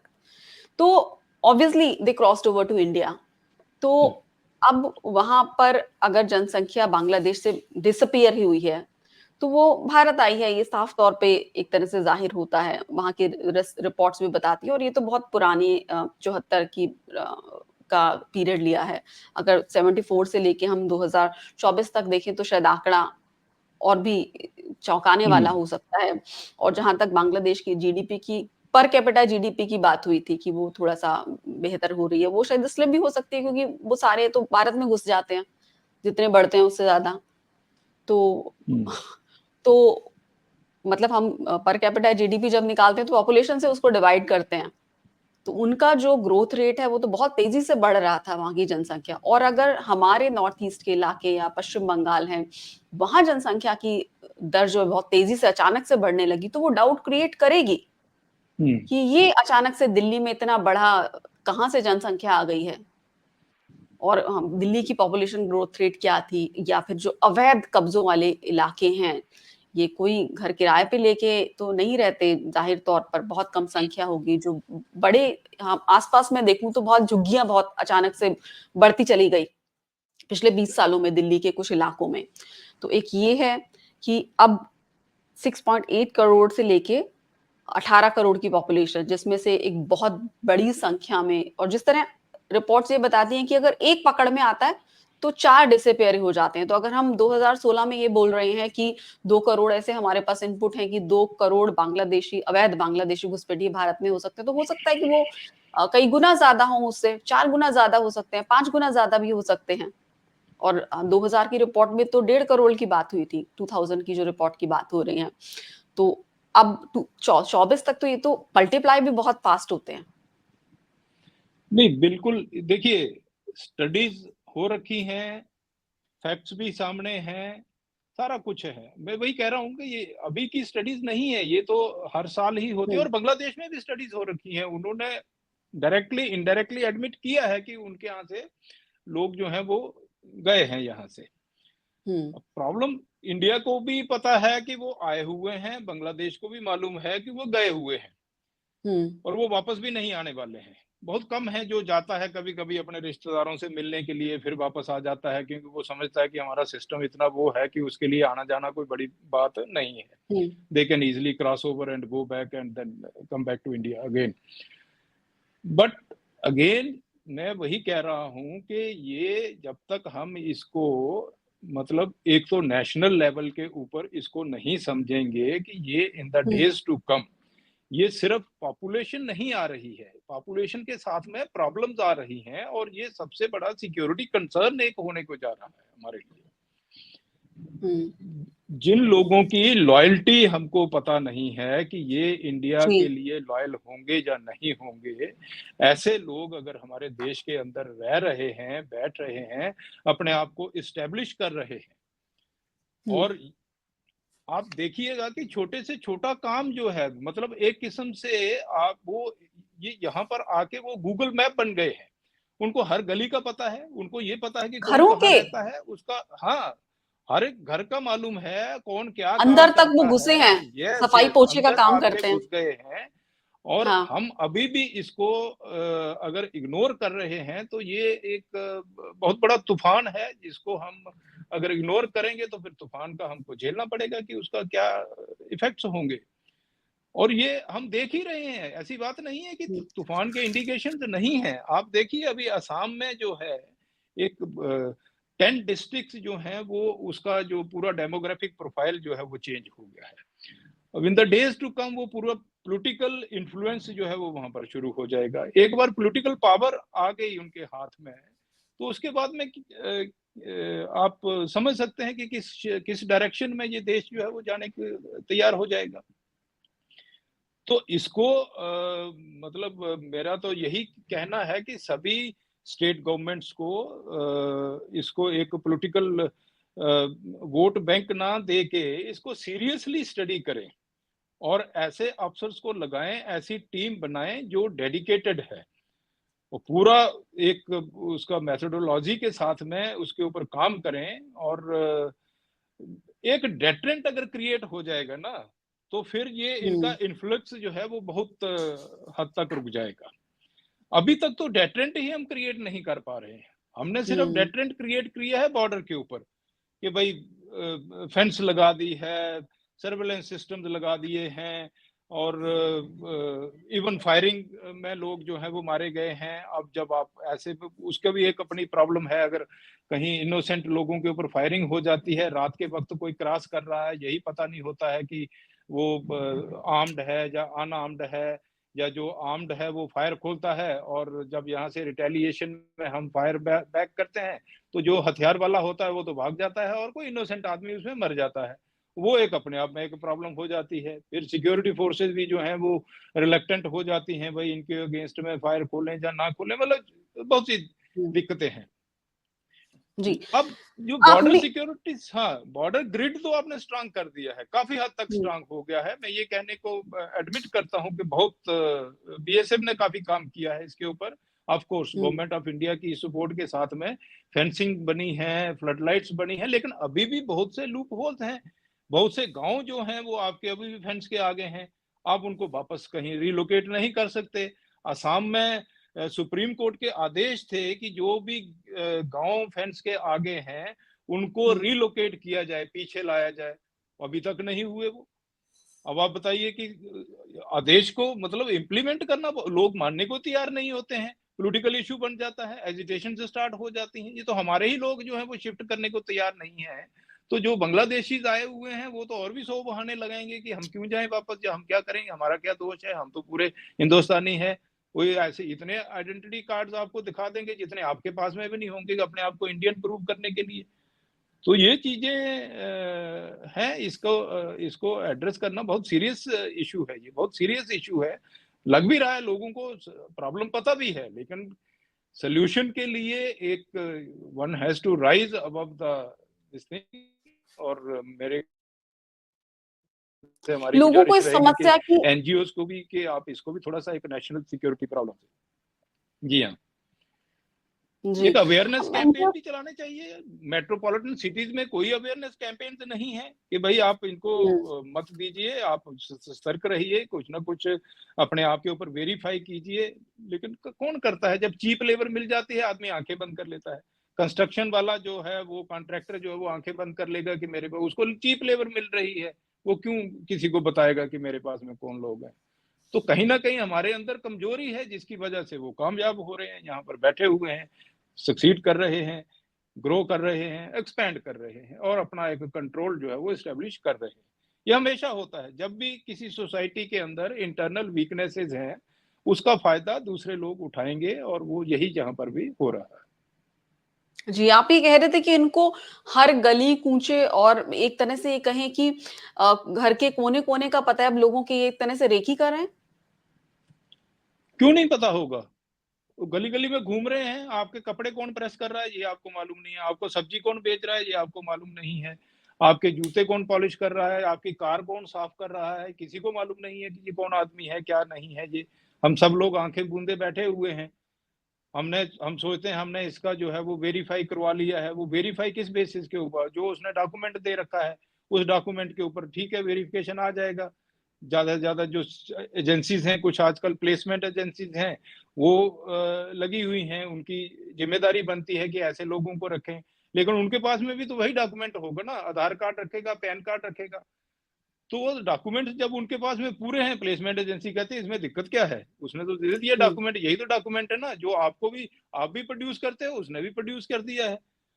तो जहां ये जो मैं इकोसिस्टम इसीलिए शुरू में बोला था, ये जो हाँ जी। इकोसिस्टम को अगर आप स्ट्राइक नहीं करोगे, और जो लोग इसमें दोषी पाए जाते हैं उनके अगेंस्ट में अगर एक्शन नहीं होगा, और ये वो मतलब देश की रक्षा के साथ में खिलवाड़ कर रहे हैं, कोई छोटा मोटा नहीं है। और इसमें हुँ, इवन अगर फोर्सेस के आदमी भी पाए जाते हैं, उनके अगेंस्ट में भी एक्शन होना चाहिए, होता भी है उनके अगेंस्ट में एक्शन, ऐसी बात नहीं है। लेकिन हुँ। बहुत से हैं जो निकल जाते हैं क्योंकि डिटेक्ट नहीं हो पाते हैं। तो चलो, हमारा तो एक सिस्टम है यहाँ पर कि जो लोग ऐसे होते हैं, और हमने तो ये है कि अकेला आदमी जो है वो ड्यूटी पे नहीं जाएगा। एक आज जहाँ पर उसने आज ड्यूटी करी है वहां पर कल नहीं जाएगा, उसको लास्ट मिनट तक पता नहीं होता है कि वो कहाँ पर उसकी ड्यूटी आएगी, ये सारे हमने मेजर तो लिए हुए हैं, जिसकी वजह से जी। मतलब कोशिश हम्म। ये है कि मिनिमाइज किया जाए कि कॉन्नाइवेंस जो है वो ना हो पाए। जी। लेकिन उसके बाद भी कई बार कुछ लोग जो है वो मिल जाते हैं, क्योंकि वो सोसाइटी का हिस्सा है। वो सोचते हैं हम्म। कि जब भाई सब जगह चल रहा है तो मैं भी अपना 100-200 रुपया कमा लूं कहीं ना कहीं से। लेकिन उससे बड़ा सिस्टम वो तो सिर्फ परमिट करेगा। लेकिन डॉक्यूमेंट्स वाले जो लोग हैं, जो डॉक्यूमेंट्स बना बना के इनको दे रहे हैं, उनको अगर हमने नहीं ये आइडेंटिफाई किया और एक्शन नहीं लिया, आप एक ही बांग्लादेशी को पकड़िए और ये प्रूव कर दीजिए कि इसका डॉक्यूमेंट गलत बना हुआ है, और उस ऑफिशियल को पकड़िए और फिर उसको हम्म। जेल में भेजिए और फिर उसको पब्लिसाइज कीजिए। तो मैं कह रहा हूँ कि ये डेटरेंट जब तक क्रिएट नहीं होगा ना, लोगों के लिए बड़ा आसान है। डॉक्यूमेंट बन गया जी, हम्म। कोई नहीं, गलती हो गई जी। अब ये गलती हो गई, लोग माफ कर देते हैं उसको। ऐसे ही चल रहा है हम्म। ये। तो उससे तो काम नहीं चलेगा, ये एड्रेस नहीं हो पाएगी प्रॉब्लम। मतलब we have to be really very serious about it, very very serious. अगर ग्रुप ऑफ मिनिस्टर्स ये एडमिट कर रहा है, रिपोर्ट में आ रहा है, पार्लियामेंट तक ये अगर एडमिट हो गया है, और फिर भी हम उसके ऊपर कुछ नहीं कर पा रहे हैं, तो कहीं ना कहीं हमारा जो सिस्टम है वो मतलब उसके ऊपर सवाल उठते हैं, भाई ये क्यों नहीं हुआ ये। तो यहाँ पर लगता है कि कुछ ना कुछ तो सिर्फ आइडेंटिफाई करना या स्टडी के बेसिस के ऊपर कह देना जी इतने लोग आ गए हैं और ये हम्म। सारा कुछ है, वो तो एंड नहीं हुआ ना। वो तो प्रॉब्लम को हम्म। आपने तो मतलब 10% ऑफ द प्रॉब्लम हुई। असली 90% ऑफ द प्रॉब्लम तो ये है कि उनको आप आइडेंटिफाई कीजिए, उनको बुक कीजिए, उनको डिपोर्ट कीजिए बांग्लादेश में, जो जहां से भी वो लोग आए हुए हैं। तो ये बिल्कुल सारी चीजें। जी, अवैध कब्जों को हटाना में के जरिए भी हो सकता है काफी हद तक इनको हटाया जा सके, क्योंकि ये आते हैं तो रहते तो वही हैं, जंगल के आसपास, नदी के आसपास, और सारी वेलफेयर स्कीम्स का फायदा उठाते हैं, जो शायद भारतीय जो मूल हम्म। निवासी हैं वो भी नहीं उठाते, उन सबका ये फायदा उठाते हैं वेलफेयर स्कीम्स का। इसके अलावा हमारी नदियों को गंदा करना, हमारे जंगलों पे कब्जा करना, चाहे अवैध कब्जे से झुग्गियों को फैलाना, और लगातार फिर पानी की मैं अगर बात करूं तो पानी एक बहुत बड़ा मुद्दा है। अब इनकी झुग्गियों में पानी कहाँ से जाता है, टैंकर्स कहाँ कहाँ से जा रहा है, मतलब वो जो मूल ऐसा निवासी है उनका है। पानी, उनकी सड़क, उनके सरकारी अस्पतालों पर बोझ बनना, जो टैक्स पेयर्स का भारत का पैसा है वो वेलफेयर स्कीम्स में खर्च हो रहा है, वो ये ले रहे हैं। मतलब अगर एक बहुत बड़ी संख्या में यानी करोड़ में अवैध बांग्लादेशी घुसपैठिए भारत में मौजूद हैं, तो हमारी एजुकेशन सिस्टम, सरकारी एजुकेशन सिस्टम, हमारे हेल्थ केयर सिस्टम, हमारे एनवायरमेंट, हमारे वाटर और गंदगी, नदियों को गंदा करना, क्योंकि वो जो सीवेज बह के नदियों में जाएगा, मतलब तमाम तरह की इकोनॉमिक, सोशल, एनवायरमेंटल, और सबसे बड़ी सिक्योरिटी, जो इंडिजिनस पॉपुलेशन है उसकी सिक्योरिटी के लिए बहुत बड़ा थ्रेट है। ये बिल्कुल है। देखिए आपके रिसोर्सेज के ऊपर उनका इक्वली वो अपना अब हक उनको। लेकिन समस्या ये है कि जो आप झुग्गियां कह रहे हो, हम्म। वो आप झुग्गी में बांग्लादेशी आप इमेजिन कर रहे हो हम्म। कि वो बांग्लादेशीज हैं। हाँ। लेकिन जो लोग इनको ये प्रोवाइड कर रहे हैं वो तो ये देख के कर रहे हैं कि ये तो इंडियंस हैं जो यहाँ पर आए हुए हैं, अपना काम कर रहे हैं। तो आपके लिए वो बांग्लादेशी है, लेकिन जो उनको वो रिसोर्सेज प्रोवाइड कर रहा है, ये सुविधाएं दे रहा है, उनके लिए तो वो इंडियंस हैं, और वो हम्म। ज्यादा लॉयल इंडियंस हैं। क्योंकि जिस प्रकार से आप चाहोगे वो उस प्रकार से उनको वोट भी देगा, और जब उनको सुविधा मिलेगी तो वो उसी हिसाब से काम करेगा। तो ये सिर्फ कह देने से कि ये बांग्लादेशियों की झुग्गियां हैं वो काम नहीं चलेगा, क्योंकि उनके सबके पास में हम्म। डॉक्यूमेंट्स इंडियन डॉक्यूमेंट्स हैं। हम्म। हम देखते हैं सारा कुछ है, भाई ये तो बांग्लादेशी लग रहे हैं।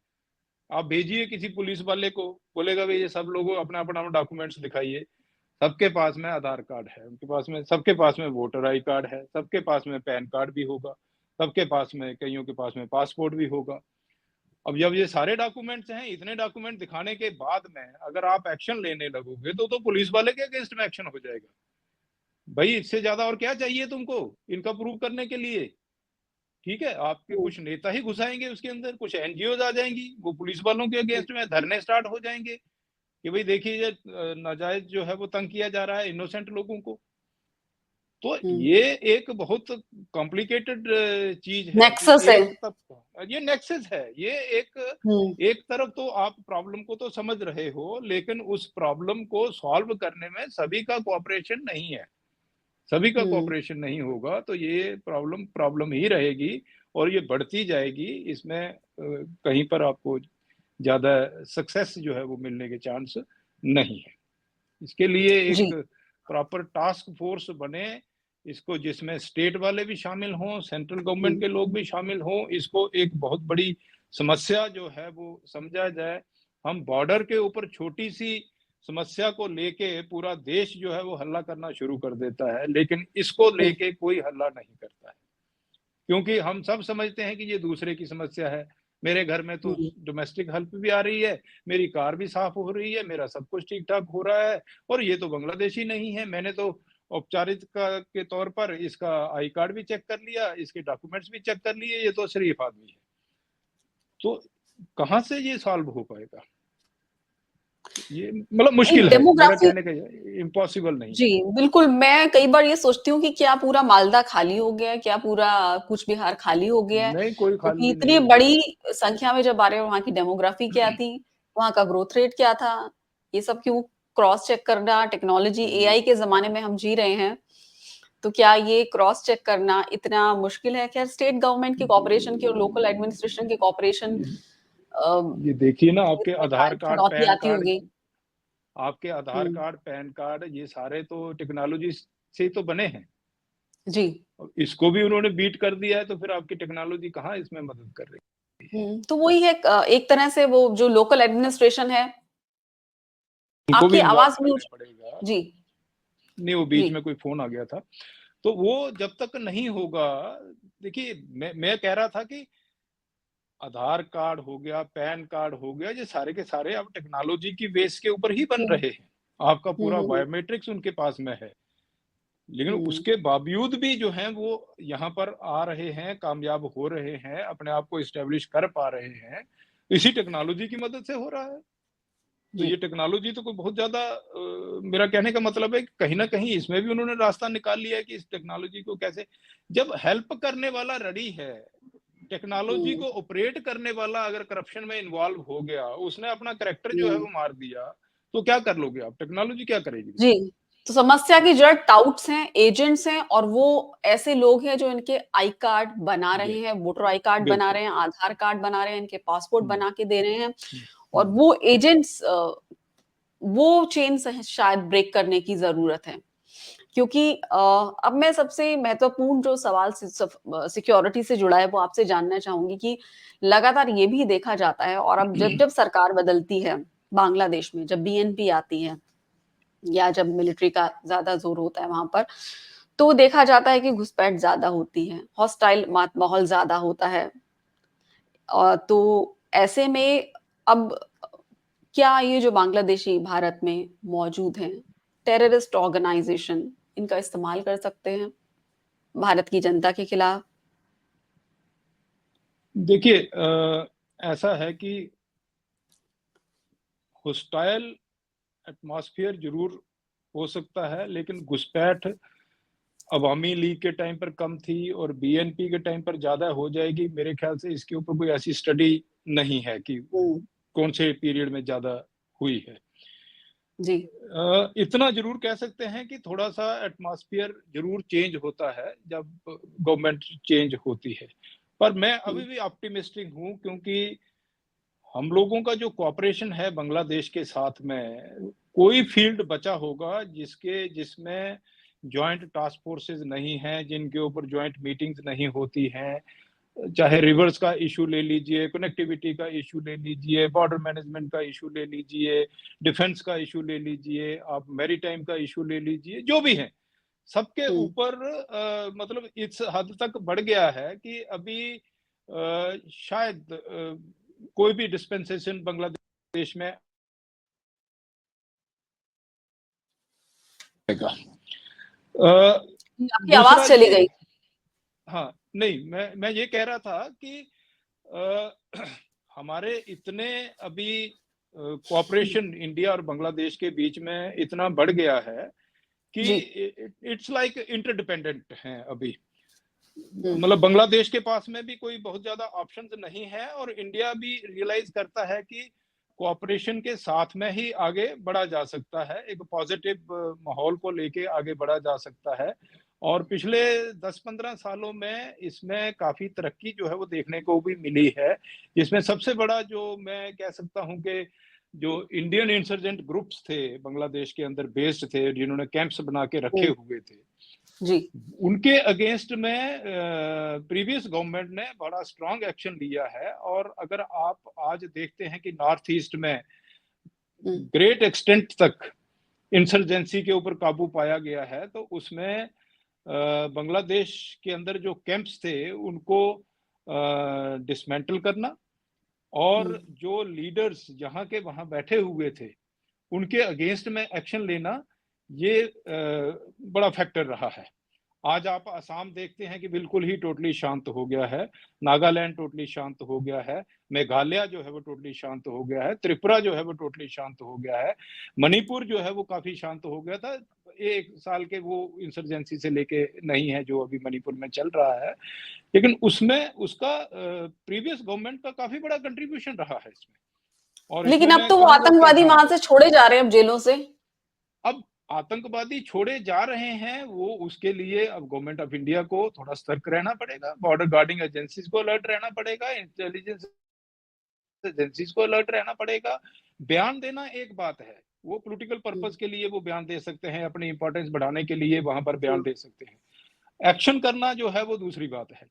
एक्शन करने के लिए उनको, यस, उनको अगर यहाँ का जो इकोसिस्टम है, फॉर एग्जांपल जो इलीगल इमिग्रेंट्स हैं वो आ रखे हैं और वो हुँ, उनको हेल्प करने के लिए तैयार हैं, कोई स्लीपर सेल्स हैं जो उनको हेल्प करने के लिए, ऐसे रेडिकल एलिमेंट्स आपको मिल जाएंगे, तो वो एक इशू है, अभी है। और अब मुझे पूरा भरोसा है कि हमारी जो इंटेलिजेंस एजेंसीज हैं और जो सिक्योरिटी फोर्सेज हैं वो फुली अलाइव हैं। हुँ, हमारा जो हाई कमीशन है वहां पर, वो इस चीज से पूरा सतर्क है।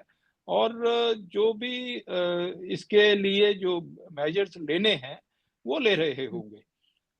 यहाँ तक एजेंसीज अपने काम में कहीं कोई वो नहीं रखती, पर फिर भी मतलब कहीं ना कहीं ये एक इशू है जिसका इफेक्ट जो है अभी थोड़े दिनों के बाद अभी देखने को मिलेगा। अभी शायद it will be too early के, क्योंकि अभी तो आप ये भी नहीं कह सकते कि बीएनपी की गवर्नमेंट है या किसकी गवर्नमेंट है। अभी तो वैसे ही जो है एक टेम्परेरी स्ट्रक्चर जो है वो वहाँ चला हुआ है। अभी उनको हुँ, पहले अपने आप को स्टेबलाइज करना है, सब कुछ करना है, अपनी क्रेडिबिलिटी स्टैब्लिश करना, ये उनके लिए एक बड़ा इशू है। अगर अभी से ये सारा कुछ शुरू हो जाएगा तो एक मैसेज जो है वो अच्छा नहीं जाएगा, बांग्लादेश के लिए भी ये अच्छी चीज नहीं होगी। जब तक देखिए इस्टेब्लिशमेंट इन्वॉल्व नहीं है, इनसे डील किया जा सकता है। हमारे लिए प्रॉब्लम होती है जब इस्टेब्लिशमेंट इन्वॉल्व हो जाता है, जैसे पाकिस्तान में है। यहाँ का पूरा इस्टेब्लिशमेंट जो है वो एंटी इंडिया एजेंडा को लेकर चल रहा है। बांग्लादेश में जो एंटी इंडिया एजेंडा था उसके ऊपर काफी हद तक कंट्रोल पाया गया। अब वो पिछली ये सरकार अपने में। आप को, हाँ, अवामी लीग की गवर्नमेंट ने उसके ऊपर काफी हाँ, एक्शन लिया, इसमें कोई दो हुँ। राय नहीं है। वो हम एक्नॉलेज भी करते हैं और हमने ग्राउंड के ऊपर भी देखा है, बहुत फर्क पड़ा है लेकिन अब उनके स्थितियाँ बहुत एटीट्यूड में। बदल चुकी हैं वहाँ। बदली हैं, स्थितियां बदली हैं, लेकिन जो एक आप कह सकते हो लोगों की एस्पिरेशंस भी बदली है। पब्लिक को जब एक अच्छा एक माहौल देखने को मिलता है और वो एक अच्छे माहौल में रहना चाहते हैं। अभी मतलब छोटी सी एग्जांपल ही दे देता हूँ कि बहुत से बांग्लादेशी जो हैं वो ट्रीटमेंट के लिए इंडिया में आते हैं। अगर माहौल वहाँ का खराब होता है और हम हुँ, इस चीज के ऊपर कंट्रोल कर लेते हैं कि भाई ठीक है, आप अगर कंट्रोल नहीं कर पा रहे हो तो हम वीजा जो है वो कम कर देंगे, हम आपको वीजा नहीं इशू करेंगे, तो ये एक बड़ी दिक्कत हो जाएगी वहां की गवर्नमेंट के लिए। तो ये नहीं है कि इट्स वन साइडेड अफेयर है। मतलब हमारे पास में बहुत लीवरेज है उनको हुँ, करने के लिए। उनके पास में कोई ऑप्शन नहीं है, वो आते हैं यहाँ पर ट्रीटमेंट करते हैं। ट्रेड जो है वो बहुत से चीजों के ऊपर वो इंडिया के ऊपर डिपेंडेंट है, इंडिया काफी हुँ। चीजों के लिए बांग्लादेश के ऊपर डिपेंडेंट है। तो ये दोनों गवर्नमेंट जो है वो रियलाइज करती हैं। तो मेरे जी। ख्याल से जो भी हुँ, अभी गवर्नमेंट आएगी, अगर वो इन रेडिकल एलिमेंट्स के ऊपर कंट्रोल नहीं करेगी और anti India agenda carry on रहेगा, तो फिर उनको काफ़ी दिक्कत जो है वो महसूस करनी पड़ेगी। इंटरनल प्रेशर ही बहुत आने की मुझे उम्मीद है कि इंटरनल प्रेशर हमको देखिए हमारे रिलेशंस जो हैं वो बांग्लादेश की पब्लिक के साथ में है, पब्लिक एट लार्ज। वो क्या चाहती है? रेडिकल वो एलिमेंट्स तो तो इतने बड़े इवन संग प्रीवियस देखिए रेडिकल एलिमेंट्स या फंडामेंटलिस्ट प्रीवियस गवर्नमेंट के टाइम पर भी नहीं चाहते थे कि इंडिया के साथ में अच्छे रिलेशन हो। वो तो हमेशा से ही नहीं चाहेंगे। लेकिन पब्लिक एट लार्ज चाहती है कि इंडिया के साथ में अच्छे रिलेशन हो, इक्वल टर्म्स के ऊपर रिलेशंस हो। अब ये जो फंडामेंटलिस्ट अभी जो जिनको थोड़ी-सी हवा मिल रही है, स्पेस मिल रही है ऑपरेट करने के लिए, ये अब देखने वाला होगा कि जो प्रेजेंट गवर्नमेंट है वहाँ पर, वो कितना इनके अगेंस्ट में एक्शन लेती है। क्योंकि वहाँ के जितने भी फंडामेंटलिस्ट हैं, उनको एक ही मुद्दा है कि एंटी इंडिया प्रोपेगेंडा करना। हुँ। उसको अगर वो कंट्रोल नहीं करेंगे, तो इसके इम्प्लीकेशंस और रिपरकशंस उस गवर्नमेंट को भुगतने पड़ेंगे, जो मेरे ख्याल से उनके लिए ठीक नहीं होंगे। बांग्लादेश की पब्लिक के लिए ठीक नहीं होंगे। जी, और मेरा आखिरी सवाल आपसे कि जिस तरह से हमने 2004 की रिपोर्ट को ही मैं कोट करूँगी कि उस समय कहा गया था कि एक संख्या दी गई थी कि कितने लाख बांग्लादेशी दिल्ली में हैं। ये आकलन किया गया कि estimated that there are 6 lakh Bangladeshi in Delhi 2004 की रिपोर्ट में। फिर ये है कि they are in possession of ration card and located in south and west Delhi. And in Delhi, they have influence over 20 assembly seats and constitute about 10 to 25,000 votes in each constituency. And they are found to indulge in crimes and affect about 25 Lok Sabha and 120 assembly seats in the country. ये एक research report है जिसको मैं coat कर रही हूँ यहाँ 2004 की। तो अब जब ये कहा गया कि इतना एस्टिमेट है, इतना आकलन है कि इतने बांग्लादेशी दिल्ली में हो सकते हैं। अब करीब 20 साल के बाद हम इस रिपोर्ट की चर्चा कर रहे हैं इस पर। तो बड़ी संख्या में दिल्ली में जो हमारी विधानसभा सीटें हैं, उन पर इनका इन्फ्लुएंस होगा अगर ये बड़ी संख्या में हैं। किस तरह से ये आम जनता के लिए थ्रेट बन सकते हैं और अगर इनके वोट बहुत ज़्यादा हैं, चाहे लोकसभा सीटों की बात करें, चाहे विधानसभा सीटों की बात करें, पॉलिटिकल अगर ये पॉलिटिक्स को इन्फ्लुएंस कर रहे हैं और करने की स्थिति में होते चले आ रहे हैं, तो ज़ाहिर तौर पर जो इंडिजिनियस पॉपुलेशन है भारत की, उसके लिए बहुत बड़ा खतरा है ये। नहीं, बिल्कुल, एक तो देखिए ये जो जितनी भी स्टडीज़ हैं, मतलब मैं उनको क्वेश्चन नहीं कर रहा हूँ कि बट कैसे उन्होंने डेटा ये कलेक्ट कर लिया जी 6 लाख यहाँ पर बैठे हुए हैं, 7 लाख क्यों नहीं है या 5 लाख क्यों नहीं है? जी। ये मतलब अपने हुँ, आप में वो अपने आप को क्वेश्चन करेंगी कैसे how have they uh, arrived at this figure? अगर वो हुँ, इतना कैलकुलेट कर सकते हैं कि 6 लाख बैठे हुए हैं, फिर तो बड़ा आसान हो जाता है कि आप इनके अगेंस्ट में एक्शन लीजिए, ये कहाँ पर हैं? हुँ, क्योंकि ऐसे एक फिगर दे देना और फिर उसके ऊपर चुप हो जाना, वो तो हुँ, जस्टिफाइड नहीं है। हुँ। और ये एक ऑब्वियसली रिसर्च अगर 6 रिपोर्ट को लाख कोट कर रही हूँ मैं। हाँ जी? जी, एक रिसर्च रिपोर्ट है जिसको मैं कोट कर रही हूँ। हाँ, नहीं ठीक है, मैं ये कह रहा हूँ कि वो मतलब मैं उस रिपोर्ट को क्वेश्चन नहीं कर रहा हूँ, लेकिन हुँ, एट द सेम टाइम ये जो 6 लाख हैं, कैसे वो फिगर पे अराइव किए हैं? How have they uh, arrived at this figure of uh, 6 lakh? और अगर उनको ये मालूम है कि भाई 6 लाख लोग हैं, तो फिर तो मतलब उनका ही फर्ज बन जाता है कि इसको थोड़ा-सा और आप भाई और स्टडी कीजिए कि ये कैसे यहाँ पर पहुँचे, क्या-क्या इन्होंने मेथड्स अडॉप्ट किए हैं, ये अभी कहाँ-कहाँ पर बैठे हुए हैं और किस प्रकार से ये डॉक्यूमेंट्स जो हैं वो कलेक्ट कर रहे हैं। ये मैं मानता हूँ कि अगर 6 लाख लोग हैं तो ऑब्वियसली वो एक कॉन्स्टिट्यूएंसीज़ के ऊपर इफ़ेक्ट करेंगे, इसमें कोई दो राय नहीं है और एजेंडा भी यही है। इनफैक्ट मैं इन्फॉर्मली क्या मैं आपके साथ में शेयर कर सकता हूँ। मैं एक बार 2010 या 11 में मैं हुँ, बांग्लादेश में मीटिंग में गया हुआ था। तो वहाँ पर हमारे जो काउंटर पार्ट थे वो उनके आर्मी के अफ़सर्स होते हैं जो मतलब हुँ, बांग्लादेश बीजीबी को कमांड करते हैं, वो आर्मी के अफ़सर्स होते हैं। तो शाम के वक़्त जब हुँ, हम लोग बैठे हुए थे एक इन्फॉर्मल माहौल में बातचीत चल रही थी तो कहता है एक्सीलेंसी देखिए हम और आप फ्रेंडली कंट्री हैं बट आपने तार जो है वो लगा दी है, वो एक जेस्चर फ्रेंडली कंट्री का नहीं होता है। तो हमने बोला भी देखिए आपको पता है कि किस पर्पज के लिए हमने तार लगाई हुई है।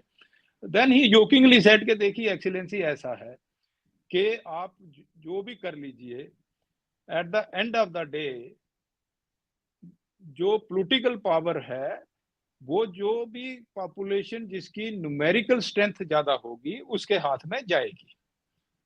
ये 2010 एक आर्मी के अफसर की उनकी अपनी बयान है। जी। तो वो तो क्लियर जी। है कि मतलब हम अभी ये उसके ऊपर सोच रहे हैं कि ये पॉलिटिकल हम्म। पावर वो करेंगे वो करेंगे वो करेंगे। उनको पहले से ही क्लियर है कि ये किस लिए उनको भेज रहे हैं, क्यों इनको फैसिलिटेट कर रहे हैं, क्यों ये आ रहे हैं यहाँ पर, और ये पर्पज उनका बड़ा क्लियर है। हम उसको ना जी। माने वो हमारी बेवकूफी है। हमारा एक उसमें पता नहीं कौन से चक्रों में पड़े हुए हैं हम। ये बड़ा क्लियर है, उनका मकसद बड़ा क्लियर है कि दे आर हाँ। Coming with the same sole purpose of gaining the political power here.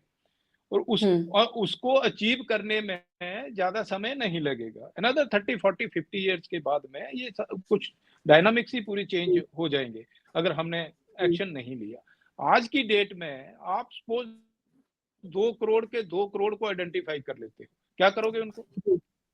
Suppose आपने कर लिए, फिर क्या हो जाएगा? बांग्लादेश उनको लेने के लिए तैयार नहीं होगा। आपको प्रूव करना ही बड़ा मुश्किल हो जाएगा कि ये है। कोई उनको लेने के लिए तैयार नहीं होगा। वो यहीं बसे हुए रह जाएंगे। यही कारण हो सकता है कि शायद सबको पता है भाई अब इसका कुछ नहीं हो सकता है। थोड़े बहुत बीच बीच में आप पकड़ते रहो, एक आध को डिपोर्ट कर दीजिए, वो मीडिया में आ जाता है कि हमने डिपोर्ट किया है, एक अचीवमेंट दिखने लगती है कि हमने कुछ किया है। लेकिन जो प्रॉब्लम है वो हल नहीं होती है, वो प्रॉब्लम हल नहीं होती है। तो ये अभी मतलब एक सिर्फ स्टडी करना जो है वो इसका हल नहीं है। इसको पूरा A to Z जब तक आप इसको आइडेंटिफाई नहीं करेंगे, स्टडी नहीं करेंगे, कौन कल्प्रिट्स हैं, कहाँ कहाँ पर ये बैठे हुए हैं, क्या है इनका, अब वो एक लॉजिकल कंक्लूजन तक नहीं जाएगा तब तक ये नहीं हो पाएगा। तो जिस तरह हमने कहा कि डेटरेंट नहीं है हमारे पास क्योंकि बहुत सारे देश ऐसे हैं जहां भी अगर अवैध घुसपैठिए दिख जाते हैं तो फिर उन्हें ऐसी जगहों पर रखा जाता है कि जहां वो आम लोगों से घुल-मिल ना पाएं। डिटेंशन सेंटर होते हैं, फिर उनसे काम भी करवाया जाता है। उनको इकोनॉमिक बर्डन नहीं बनने दिया जाता। देखिए उनको काम तो वो यहाँ इकोनॉमी भी में कर रहे, कंट्रीब्यूट अगर वो उनका देश भी वापस नहीं ले रहा है, तो ये यहाँ यही तो वो चाहते हैं। गलत एड्रेस वो देखिए दे रहे हैं। अरे इलीगल माइग्रेंट्स यही तो चाहते हैं, आप उनको काम दीजिए।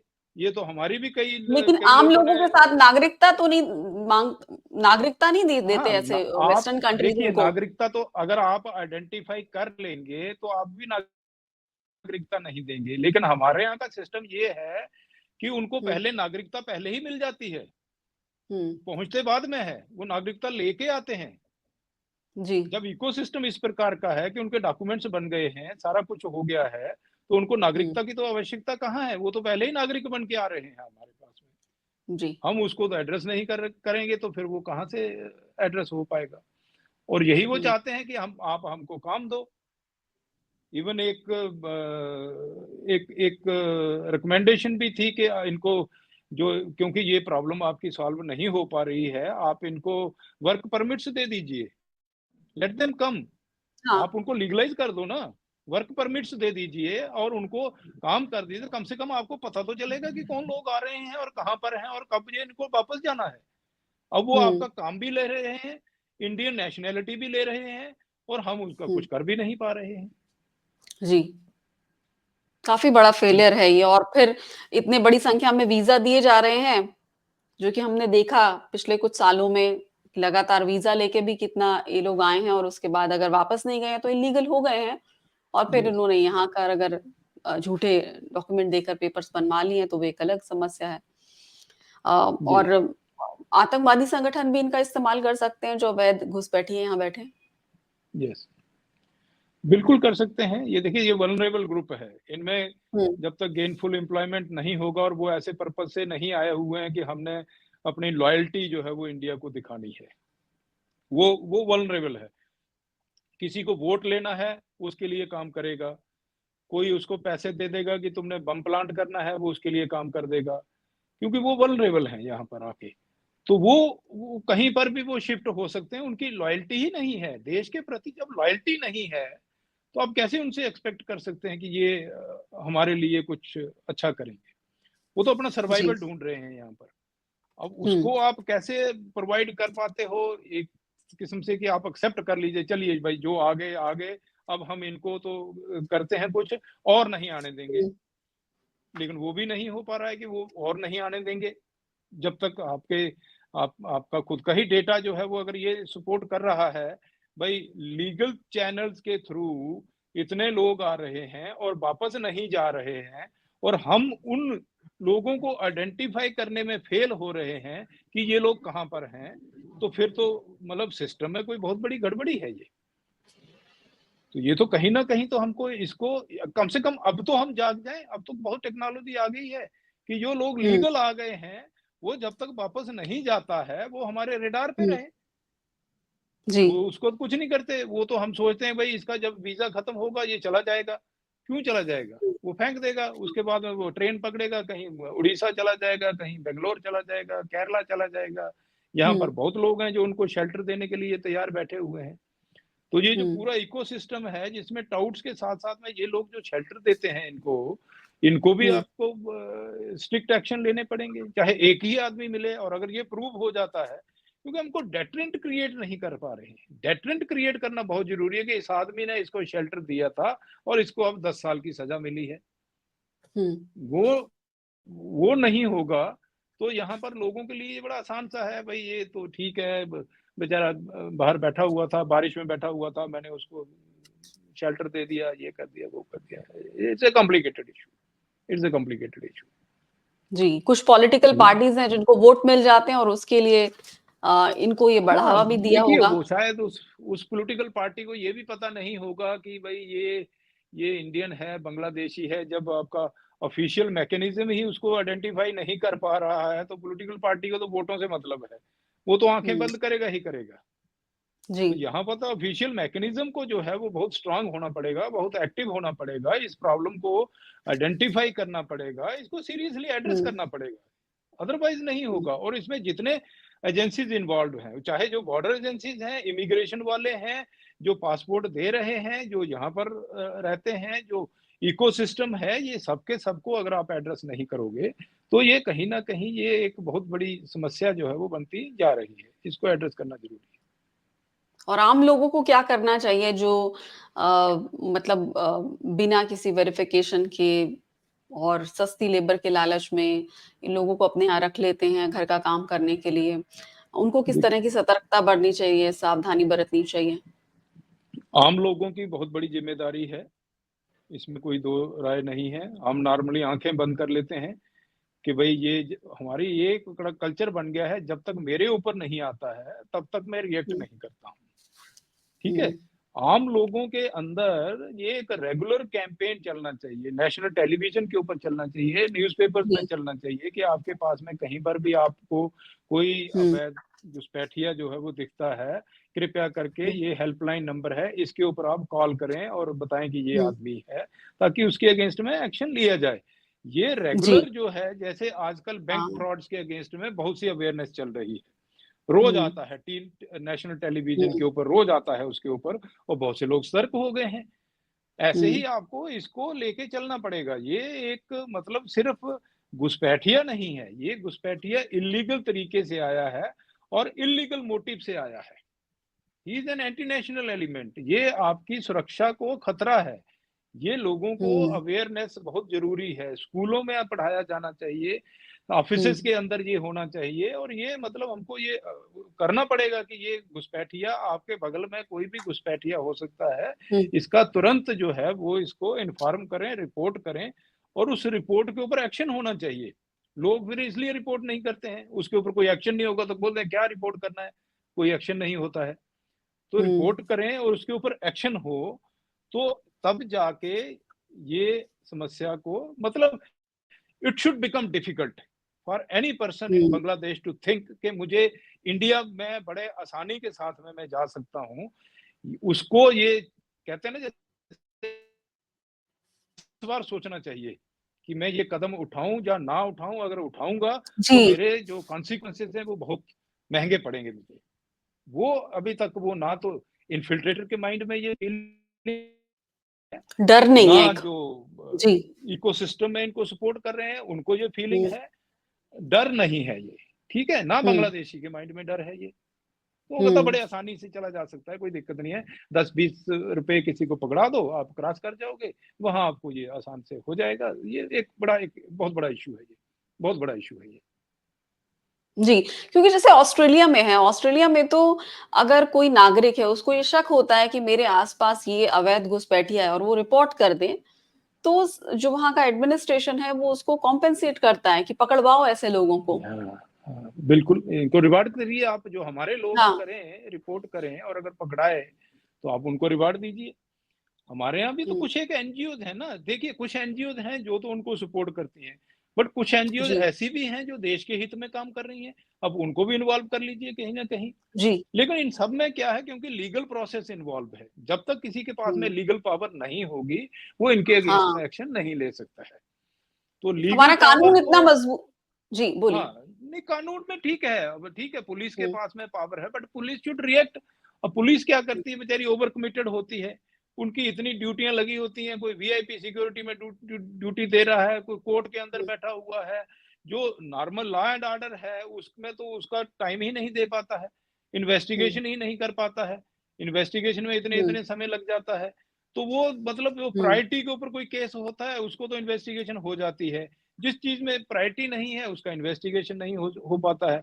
तो मैं इसलिए कह रहा हूं कि एक अलग से इसको एक नेशनल प्रॉब्लम समझ के और स्टेट गवर्नमेंट्स को ऑन बोर्ड करके, मुझे पूरी उम्मीद है कि बहुत सी हुँ, स्टेट गवर्नमेंट्स होंगी जो जो हुँ, इलीगल इमिग्रेंट्स को अपनी स्टेट में नहीं देखना चाहेंगी।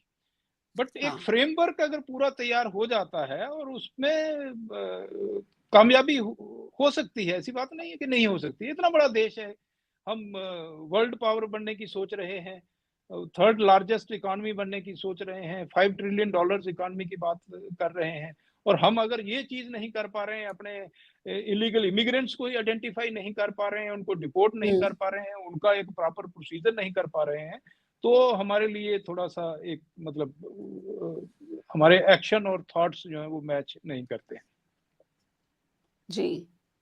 तो जो आपने एक एनेक्डोट बताया ना, जब आपने बताया कि बांग्लादेश के जो अफ़सरों के साथ एक इन्फॉर्मल चर्चा या में जो उन्होंने या कहा या कि जिसका नंबर ज़्यादा होगा, पॉलिटिकल वो पावर उसके हाथ पोलिटिक्स में होगी बिल्कुल, बिल्कुल, बिल्कुल। Yes, yes, yes.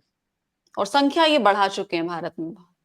वो दे आर वेरी क्लियर। मैं आई वाज़ सरप्राइज्ड कि अगर अफ़सर हुँ, इस प्रकार से सोच रहे हैं, तो हाँ। बाकी वाले का क्या होगा? और वो अफ़सर जिनकी ज़िम्मेदारी थी इल्लीगल माइग्रेंट्स को रोकने की।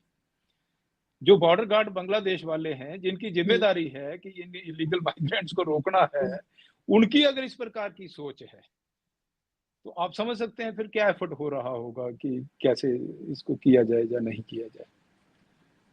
इट इज़ अ जी। Problem, it is a problem, um, it's a और ज़ाहिर प्रॉब्लम। तौर पर जनसंख्या वहाँ पर इतनी तेज़ी से जो बढ़ाई गई दिखाई हाँ, कुछ जाती है और बढ़ाई जाती है और फिर उसको माइग्रेट कर दिया जाता है और जिस तरह कहते हैं कि एक थ्योरी है वहाँ पर चलती है कि ज़्यादा संख्या वाले इलाके से जहाँ स्पेस ज़्यादा है वहाँ लोगों को घुसाओ और इनडायरेक्टली सपोर्ट भी रहता देखिए होगा देखिए ये हमारे लिए हुँ, इल्लीगल माइग्रेंट्स बांग्लादेश से आ रहे हैं, हमारे भी तो जाते हैं, इंडिया के भी तो हुँ। जाते हैं इल्लीगल माइग्रेंट्स, गलत डॉक्यूमेंट्स बना के कोई कनाडा भाग रहा है, कोई कहीं भाग रहा है, कोई खैर वो कंटेनर्स में अलग पकड़े जा रहे हैं। इश्यू है, हमारे यहाँ की संख्या बहुत ज़्यादा है, करोड़ों में नहीं होगी शायद वो संख्या।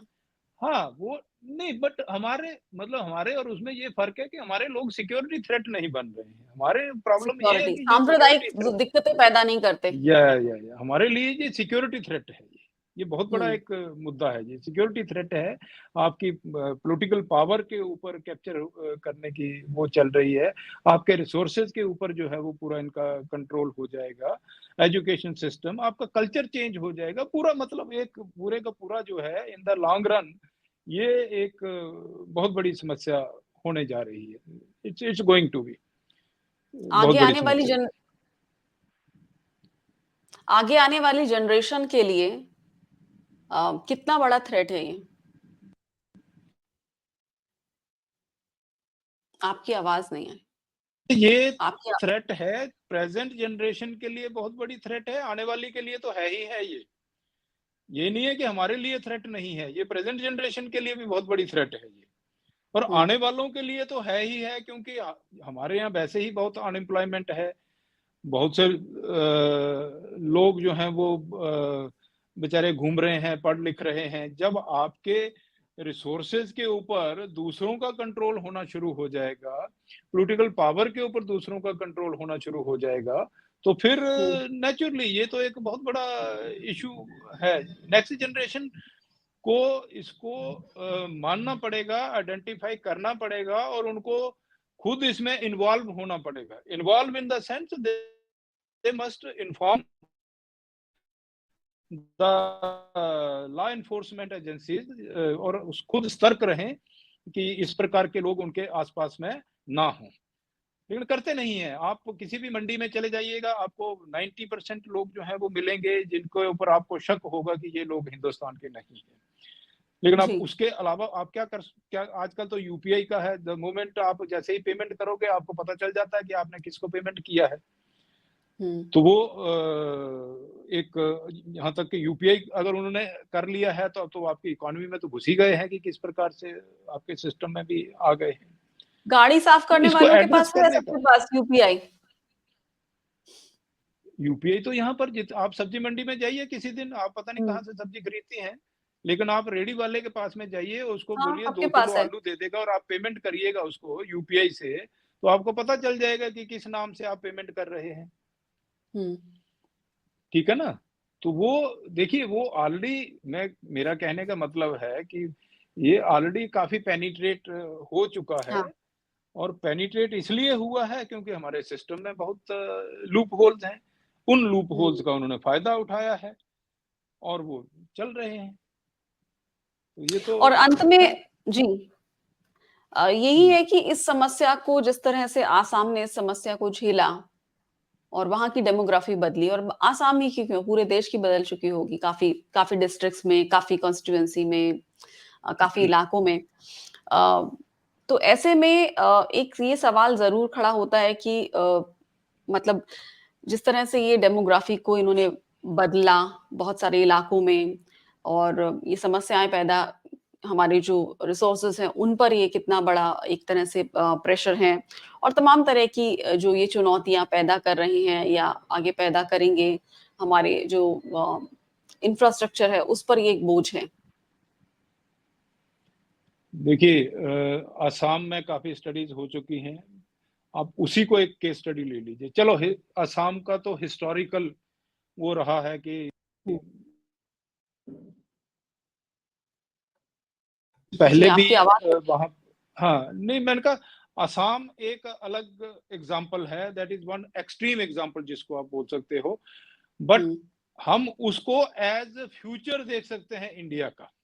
हुँ, हुँ। जो असम जो है, जिस प्रकार से वहाँ पर ग्रोथ हुआ है और जिस जी। स्थिति में आज असम पहुँच गया है और जितना मुश्किल उनको हो रहा है, इनको आइडेंटिफ़ाई करना, डिपोर्ट करना, सारा कुछ करना, ये फ्यूचर है इंडिया का। ये हमारे लिए एक मतलब एक एग्ज़ाम्पल है अभी, सबके लिए होना चाहिए ये।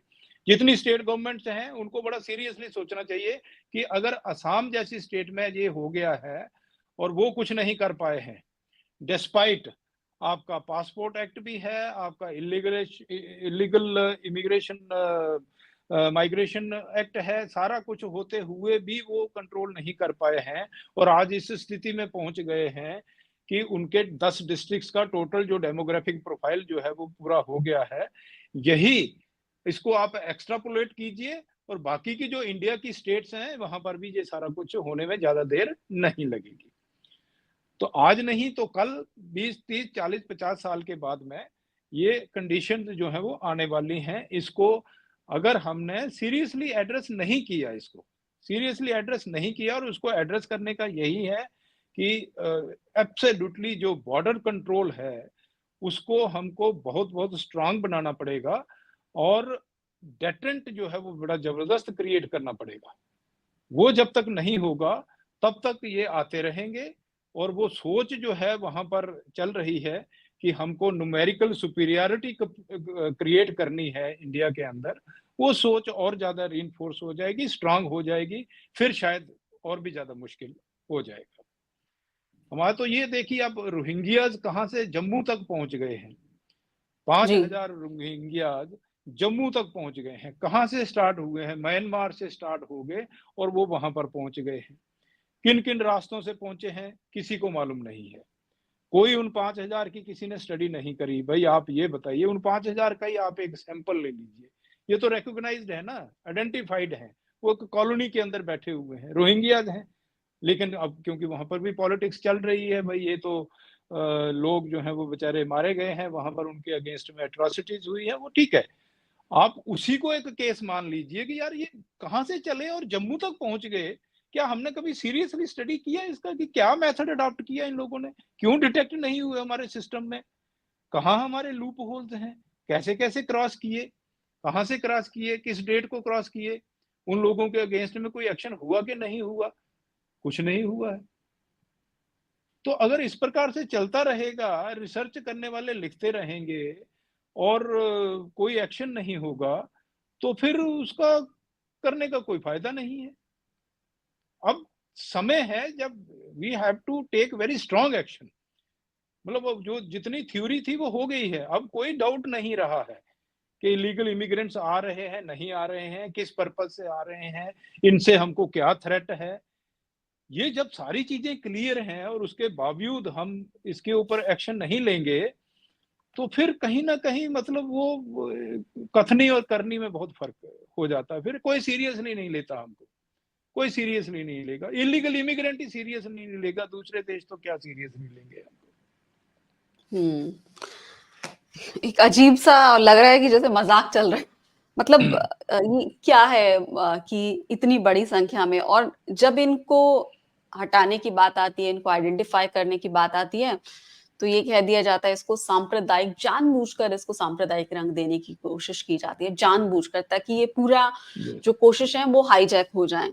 और हम्म, आसाम के मुझे अगर याद है कि मैंने एक रिसर्च जब मैं कर रही थी तो मैंने एक कोट ज़रूर पढ़ी थी एक वहाँ के अखबार के एडिटर की, कि जिसका ये कहना था कि ये मसला हिंदू या मुस्लिम मसला नहीं है, ये मसला ये है, इसको जानबूझ के ऐसा रंग दिया जाता है जिससे कि ये पूरी कोशिशें जो हैं वो कामयाब ना हो पाए इनको आइडेंटिफाई करने की और इनको वापस भेजने की और इनके खिलाफ एक्शन लेने की। ये मसला ये है कि कौन भारत का नागरिक है और कौन अवैध घुसपैठिया।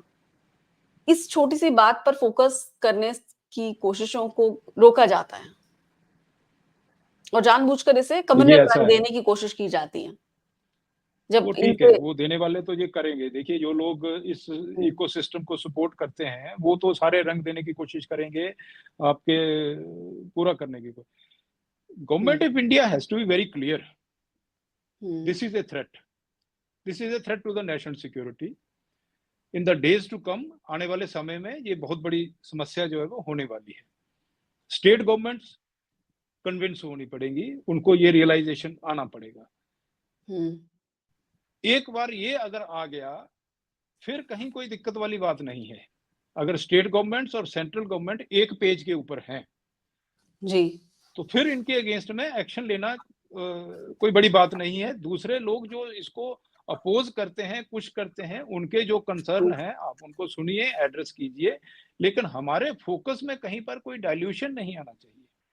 हमारा जी काम बड़ा क्लियर है भाई, इनको आइडेंटिफाई करना है, इनको डिपोर्ट करना है, इनको जो भी सजा है वो देनी है, एक डेटरेंट क्रिएट करना है। हमने ये क्रिएट करना है कि India is not a soft country. ये आपके लिए आसान रास्ता नहीं है कि आप आ जाएंगे और उसके बाद में अगर आप ये नहीं करोगे तो वो फिर बातों की बातें रह जाएंगी। हमने आपसे बात करी, उसके बाद में कुछ नहीं हुआ तो कोई फर्क नहीं। अल्टीमेटली एक्शन तो देखिए हमारी जो इस्टेब्लिशमेंट है उन्होंने ही लेना है। जी उनको ये आइडेंटिफाई कराना, उनको रियल जरूरी है कि ये समस्या के ऊपर अब हम सो नहीं सकते हैं। इसको कहीं ना कहीं हमको एक लॉजिकल एंड के ऊपर लेके जाना है। कैसे लेके जाना है वो गवर्नमेंट की पॉलिसी हो सकती है, लेकिन इसके ऊपर सोचना पड़ेगा, मतलब सीरियसली सोचना पड़ेगा। अगर हम ऐसे ही करते रहेंगे, एकेडमिक डिस्कशंस होते रहेंगे और ये आते रहेंगे, तो उसका कोई फायदा नहीं है, उसका कोई पर्पज नहीं है। हाँ। तो हाँ, उसका कोई पर्पज नहीं है। और अब ग्राउंड पे एक्शन लिए जाने की जरूरत है, ग्राउंड पे और सख्त हर हर हर सख्त। हर लेवल के ऊपर एक्शन लेने की आवश्यकता है। पॉलिटिकल लेवल के ऊपर है, सिक्योरिटी फोर्सेस के लेवल के ऊपर है, जो इनको इलीगल को लीगल जो भी बनाता है, फैसिलिटेट जी। करता है, उन सब के अगेंस्ट में एक्शन लेने की आवश्यकता है। उनको रियलाइज कराने की आवश्यकता है कि ये तुम गलत काम कर रहे हो, ये अच्छा नहीं है, देश की सुरक्षा के साथ में आप खुलवाड़ कर रहे हो, आप भी इक्वली कल्प्रिट हो। एक आदमी होता है जो डायरेक्टली देश के खिलाफ काम करता है, एक है जो इनको फैसिलिटेट करता है। तो जो इकोसिस्टम को फैसिलिटेट कर रहा है, जिसकी वजह से इलीगल माइग्रेंट आ रहा है, उसको भी ही शुड बी पनिश्ड। उसने क्राइम किया है, ऑफेंस किया है, he should be punished, simple as that. जी, बहुत बहुत शुक्रिया एनएस जामवाल जी हमसे बात करने के लिए।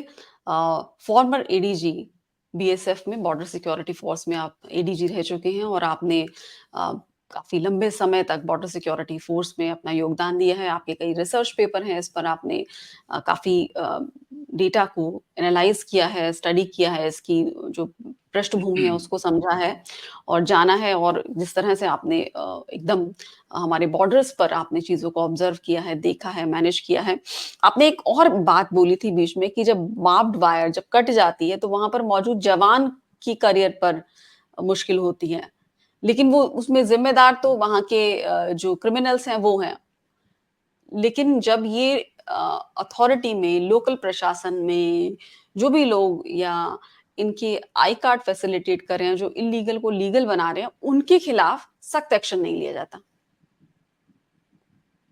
हाँ, वो तो देखिए, वो तो स्टेट गवर्नमेंट का प्रेरोगेटिव है, हमारा तो हाँ। नहीं है। वो तो बीएसएफ का जो हुँ, बीएसएफ का ऑफिशियल है, बीएसएफ वाला है, अफसर है, जवान है, एसओ है, जो भी इन्वॉल्व है, उसके अगेंस्ट में एक्शन लिया जाता है।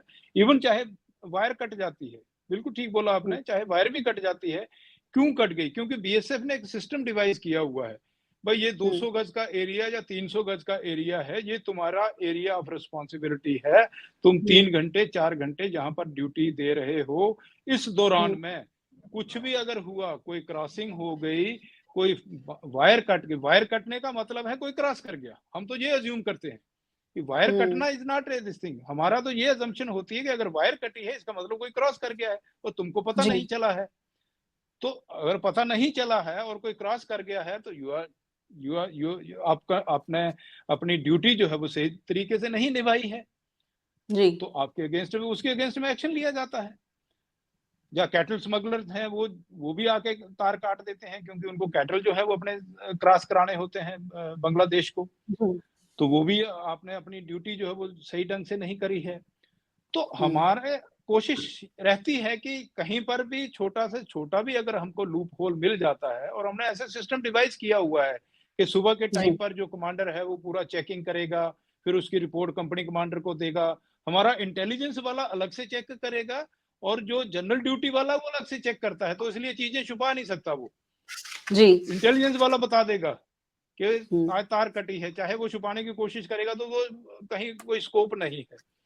हुँ, तो एक सिस्टम डिवाइस किया है कि इसको बहुत स्ट्रॉन्ग किया जाए, उसके अगेंस्ट में, लोगों के अगेंस्ट में एक्शन लिया जाए। हमारे जी, लिए तो बीएसएफ वालों को अगर आप पूछोगे कि बांग्लादेश बॉर्डर की ड्यूटी सबसे सख्त है, वो जी, पाकिस्तान बॉर्डर के ऊपर जाने को तैयार है, हाँ, लेकिन बांग्लादेश बॉर्डर के लिए वो बहुत घबराता है, क्योंकि उसको पता है कि यहाँ पर ड्यूटी बहुत ही मुश्किल है। हुँ, एक्शन जो है वो लिए जाते हैं, ऑफिसर्स के अगेंस्ट में एक्शन लिए गए हैं, ऐसी बात नहीं है कि जवानों के हुँ, ही अगेंस्ट में एक्शन लिए गए हैं।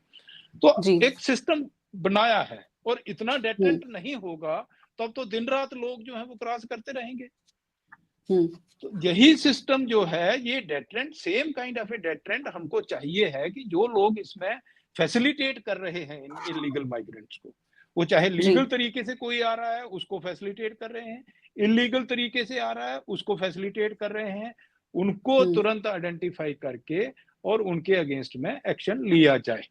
आप 2 4 6 10 केसेस को भी ऐसे कर लोगे, और एक बहुत बड़ा स्ट्रॉन्ग मैसेज आएगा कि भाई अब जो है अगर आपने ऐसा काम किया तो आप भी जेल के अंदर जाओगे।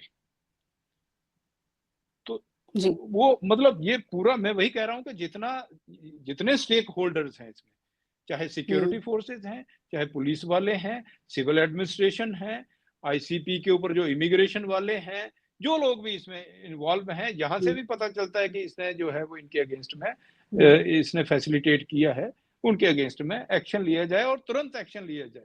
यहाँ तो 10-10 साल लग जाते हैं एक्शन लेने में ही, फिर कहाँ से एक्शन होगा, जी, उसका कोई जिस तरह इम्पैक्ट ही से नहीं पड़ता है।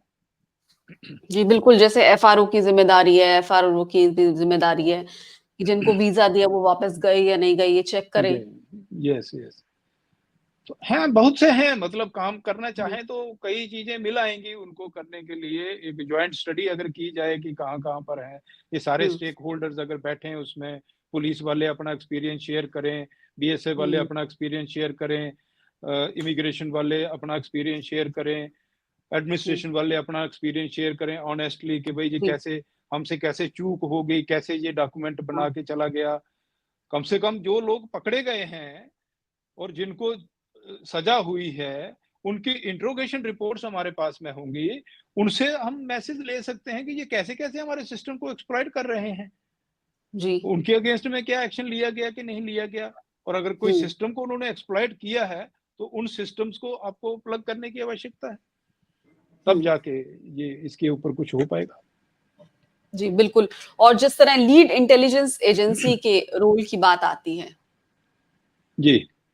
इनका क्या रोल होता है और किस तरह से कोऑर्डिनेशन होता है? देखिए, लीड इंटेलिजेंस एजेंसी कारगिल के बाद से हुँ, तब ये एक नेसेसिटी फेल्ट हुई थी कि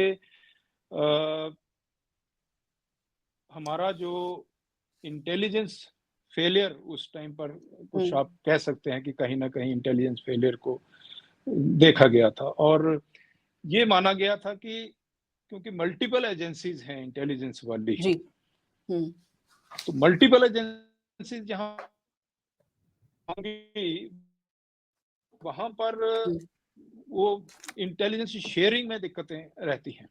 तो बॉर्डर जी, को लेके उन्होंने बोला कि एक तो ये डिसीजन लिया कि वन बॉर्डर गार्डिंग हुँ, फोर्स होगी, और हुँ, दूसरा ये लिया गया था कि बॉर्डर्स के अकाउंटेबिलिटी को फिक्स करने के लिए, और वहां की जो, क्योंकि बीएसएफ जो है वो फर्स्ट लाइन है बॉर्डर्स को लेके, जो रिकॉग्नाइज्ड, खासकर इंडिया और बांग्लादेश का बॉर्डर जो है, इसके ऊपर बीएसएफ की जिम्मेदारी है।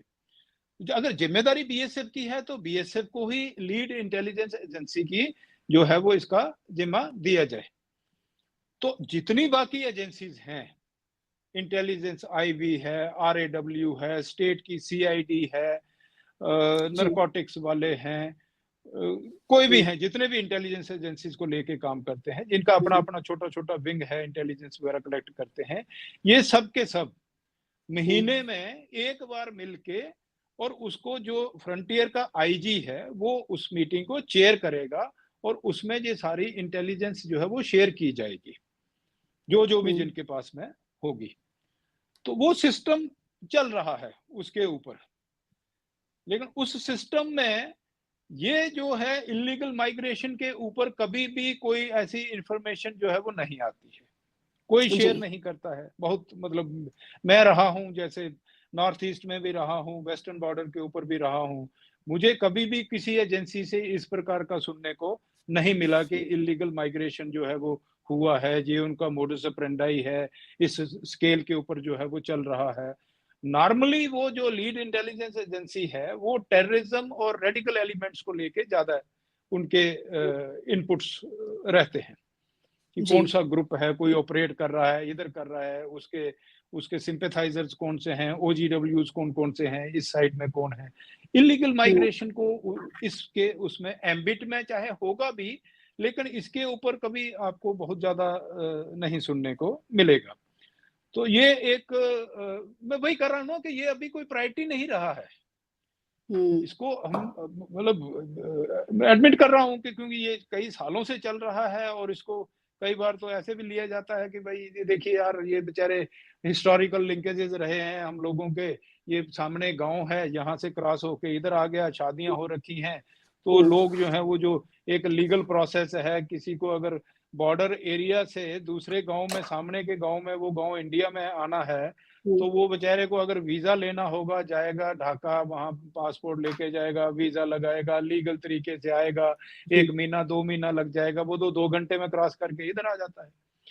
तो वो जब ये इस प्रकार की ऑप्शन उसको लगती है कि ये आसान है और इतना डेंसली पॉपुलेटेड एरिया है, आप, क्योंकि कुछ एक गांव जो है वो बिल्कुल सटे हुए हैं बांग्लादेश के साथ में, और वहां से तो कोई फेंस भी नहीं है उन गांव के आगे, वो और उन इजिली क्रॉस कर लेते हैं, इंडिया से बांग्लादेश, बांग्लादेश से इंडिया। आधे गांव तो कोई कोई एक ऐसी जगह है, आधा गांव इंडिया में है, आधा गांव बांग्लादेश में है, बाउंड्री पिलर बीच में फंसा हुआ है।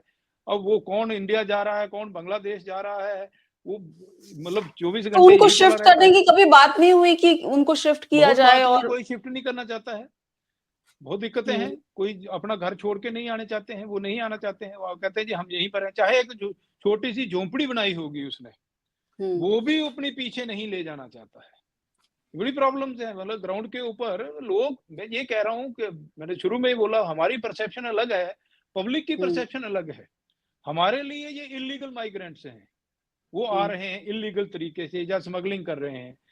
पब्लिक इसको दूसरे तरीके से देख रही है, वो कहते हैं ये हमारे रिश्तेदार हैं, ये तो आप लोग इनको रोक रहे हो, इनको आने हम्म, दीजिए, ठीक है ना। तो पब्लिक का परसेप्शन और सिक्योरिटी फोर्सेस का परसेप्शन जब तक एक नहीं होगा, जैसे वेस्टर्न बॉर्डर के ऊपर है, सबको पता है जी, उनका एनिमी कौन है, ठीक है, हम्म, सब आपके साथ में है। वहां पर ऐसी स्थितियां नहीं है, वहां पर इधर की पब्लिक फैसिलिटेट करती है। बहुत सी हम्म। जगहों के ऊपर आपको और मिलेंगे बॉर्डर कि बहुत क्या, बड़ा है, 4096 किलोमीटर का नहीं बॉर्डर। 4096 किलोमीटर ठीक है, वो है, जैसे मैंने बताया कम से कम 3500 किलोमीटर तो बहुत ही डेंसली पॉपुलेटेड है। सिवाय त्रिपुरा के और हम्म, मिजोरम का बॉर्डर है जो जंगल वाला एरिया है, वहां पॉपुलेशन नहीं है। इंडियन साइड में फिर भी हम्म, आपको पॉपुलेशन मिल जाएगी, हम्म, बांग्लादेश साइड में वहां पर कम पॉपुलेशन है, लेकिन हम्म, बाकी का तो है ना, बाकी का 3500 किलोमीटर है। और इसमें भी सबसे ज्यादा जो ज्यादा प्रेशर जो रहता है इलीगल माइग्रेशन का, वो एक तो असम की डायरेक्शन में ज्यादा रहता है और दूसरा कलकत्ता की डायरेक्शन में। कलकत्ता जी, मतलब वेस्ट बंगाल की डायरेक्शन में ज्यादा रहता है, मालदा हो गया, हम्म, आपका कोलकाता हो गया, इस साइड का जितना एरिया है इस साइड में ज्यादा रहता है प्रेशर, क्विक है, फटाफट क्रॉस कर दिए। बहुत से एरिया हैं जो कि 1100 किलोमीटर तो रिवराइन ही बॉर्डर है, लोगों को पता ही नहीं है। इतने हम्म, नदी के बीच में से आपकी बाउंड्री चल रही है। अब नदी के बीच में बाउंड्री एक बड़ा मुश्किल सा काम होता है कि नदी के बीच में बाउंड्री ढूंढो आप कहाँ पर है। तो हम्म, वो कोई बांग्लादेश वाला भी उसी में घुसा हुआ है, इंडिया वाला भी उसी में घुसा हुआ है, सिस्टम बनाए हुए हैं, बोट लेके जाते हैं, इंडिया वाला फ्लैग लगा होगा इंडियन बोट के ऊपर, बांग्लादेश का फ्लैग बांग्लादेश के बोट के ऊपर लगा होगा। लेकिन फ्लैग को तो इंडिया वाला बांग्लादेश का फ्लैग ले लेगा तो उसमें कौन सा कोई बड़ा टाइम लगता है, वो बांग्लादेश का फ्लैग लगा लेगा, जब बीच में चला जाएगा तो जी, बांग्लादेश हो गया। तो ये एक है, इश्यूज है कुछ, nature of border is like that. Hmm. जी, क्योंकि अभी हाल ही में भी खबर आई थी कि काफी नदी में तेज बहाव था वेस्ट बंगाल की तरफ, और बीएसएफ ने जब वहां भेजे बोट्समैन, तो वो 5 वहां बह गए और फिर गलती से वो बांग्लादेश की सीमा में पहुंच गए, क्योंकि कैटल स्मगलिंग का शक में उन्होंने बोट्समैन को उतारा था। और काफी बारिश हो रही थी और फिर वापस ही नहीं किया वहां से बीजीबी ने, काफी कहने के नहीं बावजूद वो भी। देखिए, हाँ ये एक और फिर पुलिस को दे दिया वहां की। अब क्या है ये अभी कैटल हाल की स्मगलिंग। उनका कहना था कि अब तो रिजीम बदल गया है, तो हम अब कुछ नहीं कर सकते। ये देखिए, ये सारी चीजें हैं, एक cattle smuggling again is a, हालांकि मतलब अभी जो तो फिगर्स मतलब ये है कि मेरे, बोट्समैन को वहां पर पकड़ लिया जो भारत से गए थे, वो अब कैटल तो स्मगलिंग को उनके रोकने के लिए लिए। हाँ तो उनके लिए तो वो इलीगली क्रॉस करके आ गया ना, और कैटल वो बारिश स्मगलिंग में को अगर बह कोई गए रोक और रहा कहते हैं कि यहाँ है, से आप मतलब इंडियन हमारे बीएस। आदमी इंडियन आदमी अगर कैटल स्मगलिंग को रोक रहा है तो वो बांग्लादेश का बहुत बड़ा दुश्मन है, हम्म, क्योंकि they want cattle to come to Bangladesh ना। हम्म, वहां पर उन्होंने कैटल कॉरिडोर्स बना रखे हैं, जहां पर जो इंडिया का कैटल जाता है वो 28 या 30 के करीब है, जहां तक मेरी इंफॉर्मेशन है। हम्म, वो कैटल हम्म, कॉरिडोर्स है। कैटल कॉरिडोर क्या होता है कि जो इंडिया से कैटल स्मगल होके वहां पहुंचा, वो वहां पर हम्म, जाके लीगलाइज होता है। आपने सपोज अच्छा। 10 कैटल आपके आपके स्मगल होके आए हैं, आप वहां पर 500 टका दीजिए और उसके बाद में वो कैटल लीगलाइज हो गया।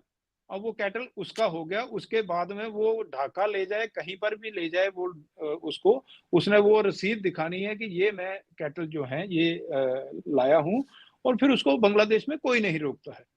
तो जी। बांग्लादेश में तो रोकने का सवाल ही नहीं पैदा होता है। बांग्लादेश वाले कहते हैं जब आप नहीं रोक पा रहे हो तो हम क्यों रोकेंगे, हम क्या किस लिए रोकेंगे। They want it to be legalized again, कि आप कैटल स्मगलिंग को इसको लीगलाइज कर दीजिए ना। भाई डिमांड है बांग्लादेश के अंदर, इंडिया के अंदर आपके पास में सरप्लस कैटल हैं, आप इसको लीगलाइज कर दीजिए, हमारे पास हमें जरूरत है इसकी। लेकिन अब लीगलाइज तो आपको पता है ये पॉलिटिकल डिसीजन है, इसके ऊपर तो बहुत मुश्किल है इसको लीगलाइज करना। बट एवरीबॉडी नोज कि कैटल जा रहे हैं। अब इंडिया के सरप्लस कैटल हैं, हाँ। सबको पता है, जो बेचने वाला है उसको ही पता है कि ये बांग्लादेश जाएगा, कटेगा वहां पर। जी। ट्रकों में भर भर के, अगर कोई राजस्थान से भर रहा है, कोई पंजाब से भर रहा है, कोई मध्य प्रदेश से भर के, यूपी से भर के ट्रक जो है वो बांग्लादेश के बॉर्डर तक पहुंच रहे हैं। जी। इस साइड में हमने भी कैटल हार्ट्स के नाम से बॉर्डर से 5-7 किलोमीटर के एरिया में हमने कैटल हार्ट्स बना रखी हैं। यहाँ हजारों की तादाद में कैटल जो है वो पहुंचते हैं वहां पर। तो अब वो जब वो बॉर्डर वाले कैटल खरीदते हैं, उसके बाद में फिर वो धीरे धीरे करके उनका, जो लोग फेंस के आगे रह रहे हैं, फिर वो एक एक दो दो चार चार करके जो है वो क्रॉस कराते रहते हैं। इन जी। रिवर के बीच में हजारों की तादाद में कैटल डाल दीजिए। आजकल जैसे बरसात का टाइम है, इतना पानी आया होता है, उसमें आप कैटल को कैसे रोकोगे जब 500-700 कैटल जो है वो फ्लो करके बांग्लादेश की तरफ जा रहा है। तक हो गई। मुझे याद है एक हमारा कांस्टेबल था, वो कैटल को रोकते रोकते करंट इतना तेज था कि वो बांग्लादेश में पहुंच गया। जब वो बांग्लादेश पहुंचा तब उसको रियलाइज हो गया कि ये तो बांग्लादेश में आ गया है। और वहां पर बीजीबी के लोग जो है वो खड़े थे, बांग्लादेश गार्ड्स, बांग्लादेश जो हमारे काउंटर पार्ट हैं। वो फिर आपस में फायरिंग हुई, ये भाग के किसी तरीके से जान बचा के जो है वो वापस आया है। तो कैटल, मैं वही कह रहा हूं ना, ये हमारे लिए जो प्रॉब्लम है वो बांग्लादेश के लिए प्रॉब्लम नहीं है।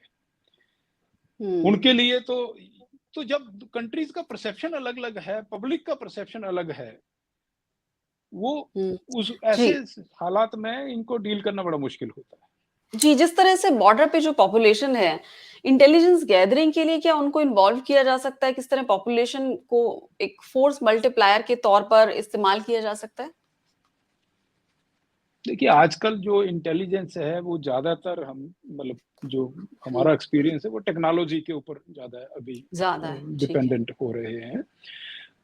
ह्यूमन इंटेलिजेंस इम्पोर्टेंट है, अभी भी है, हुँ, और अगर इस प्रकार से कुछ इस्तेमाल होता है, बट ज्यादातर हुँ, आजकल वो है।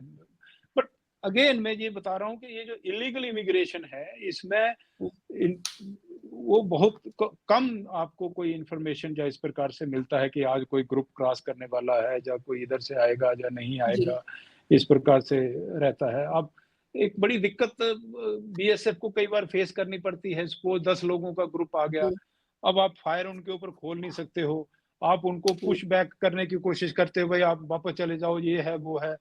वो उधर से जाएंगे 2-4 किलोमीटर, कहीं दाएं बाएं से जो है वो क्रॉस करने की वाटर कैनन्स का भी इस्तेमाल होता है? वाटर कैनन का।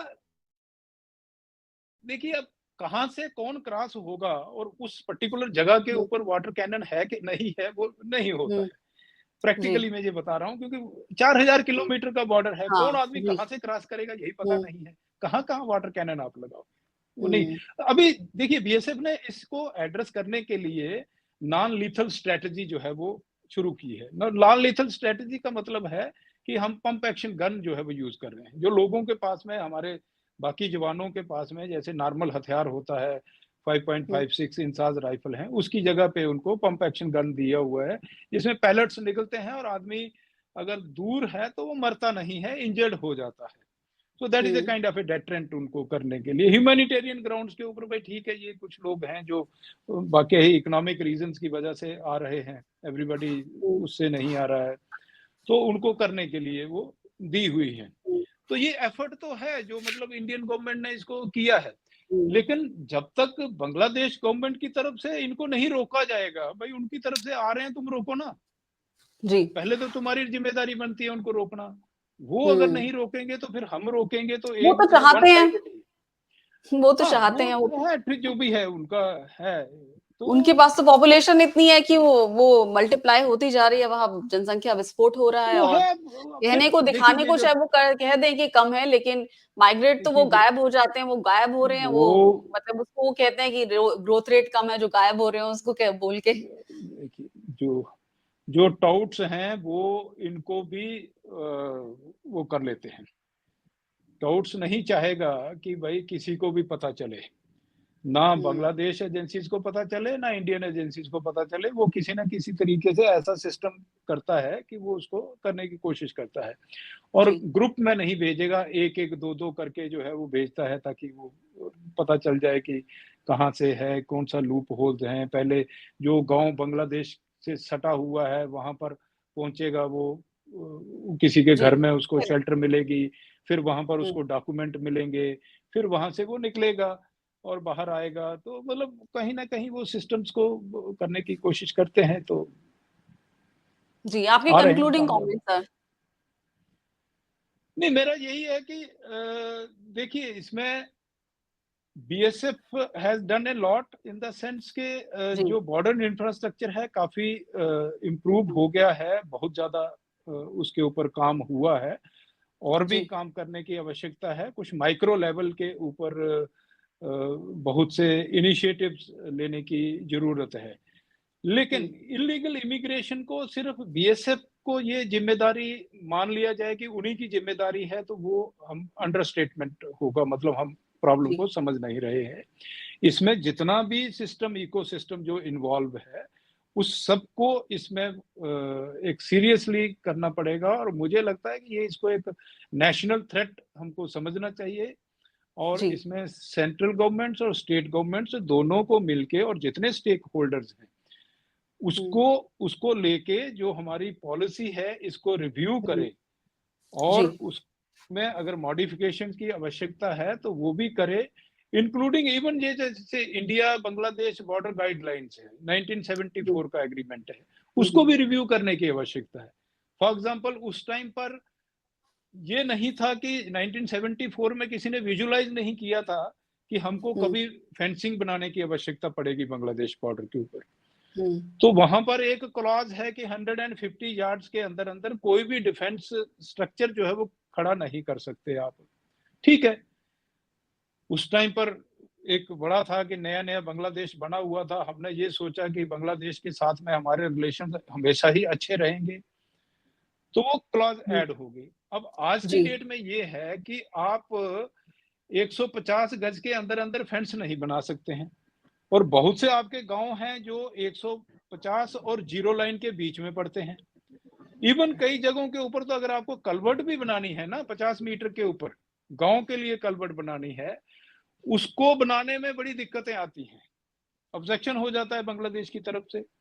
इंडिया वाले भी करते हैं ऑब्जेक्शन, क्योंकि उधर से हो रहा, हम भी कर देते हैं, नॉर्मल पब्लिक सफर कर रही है।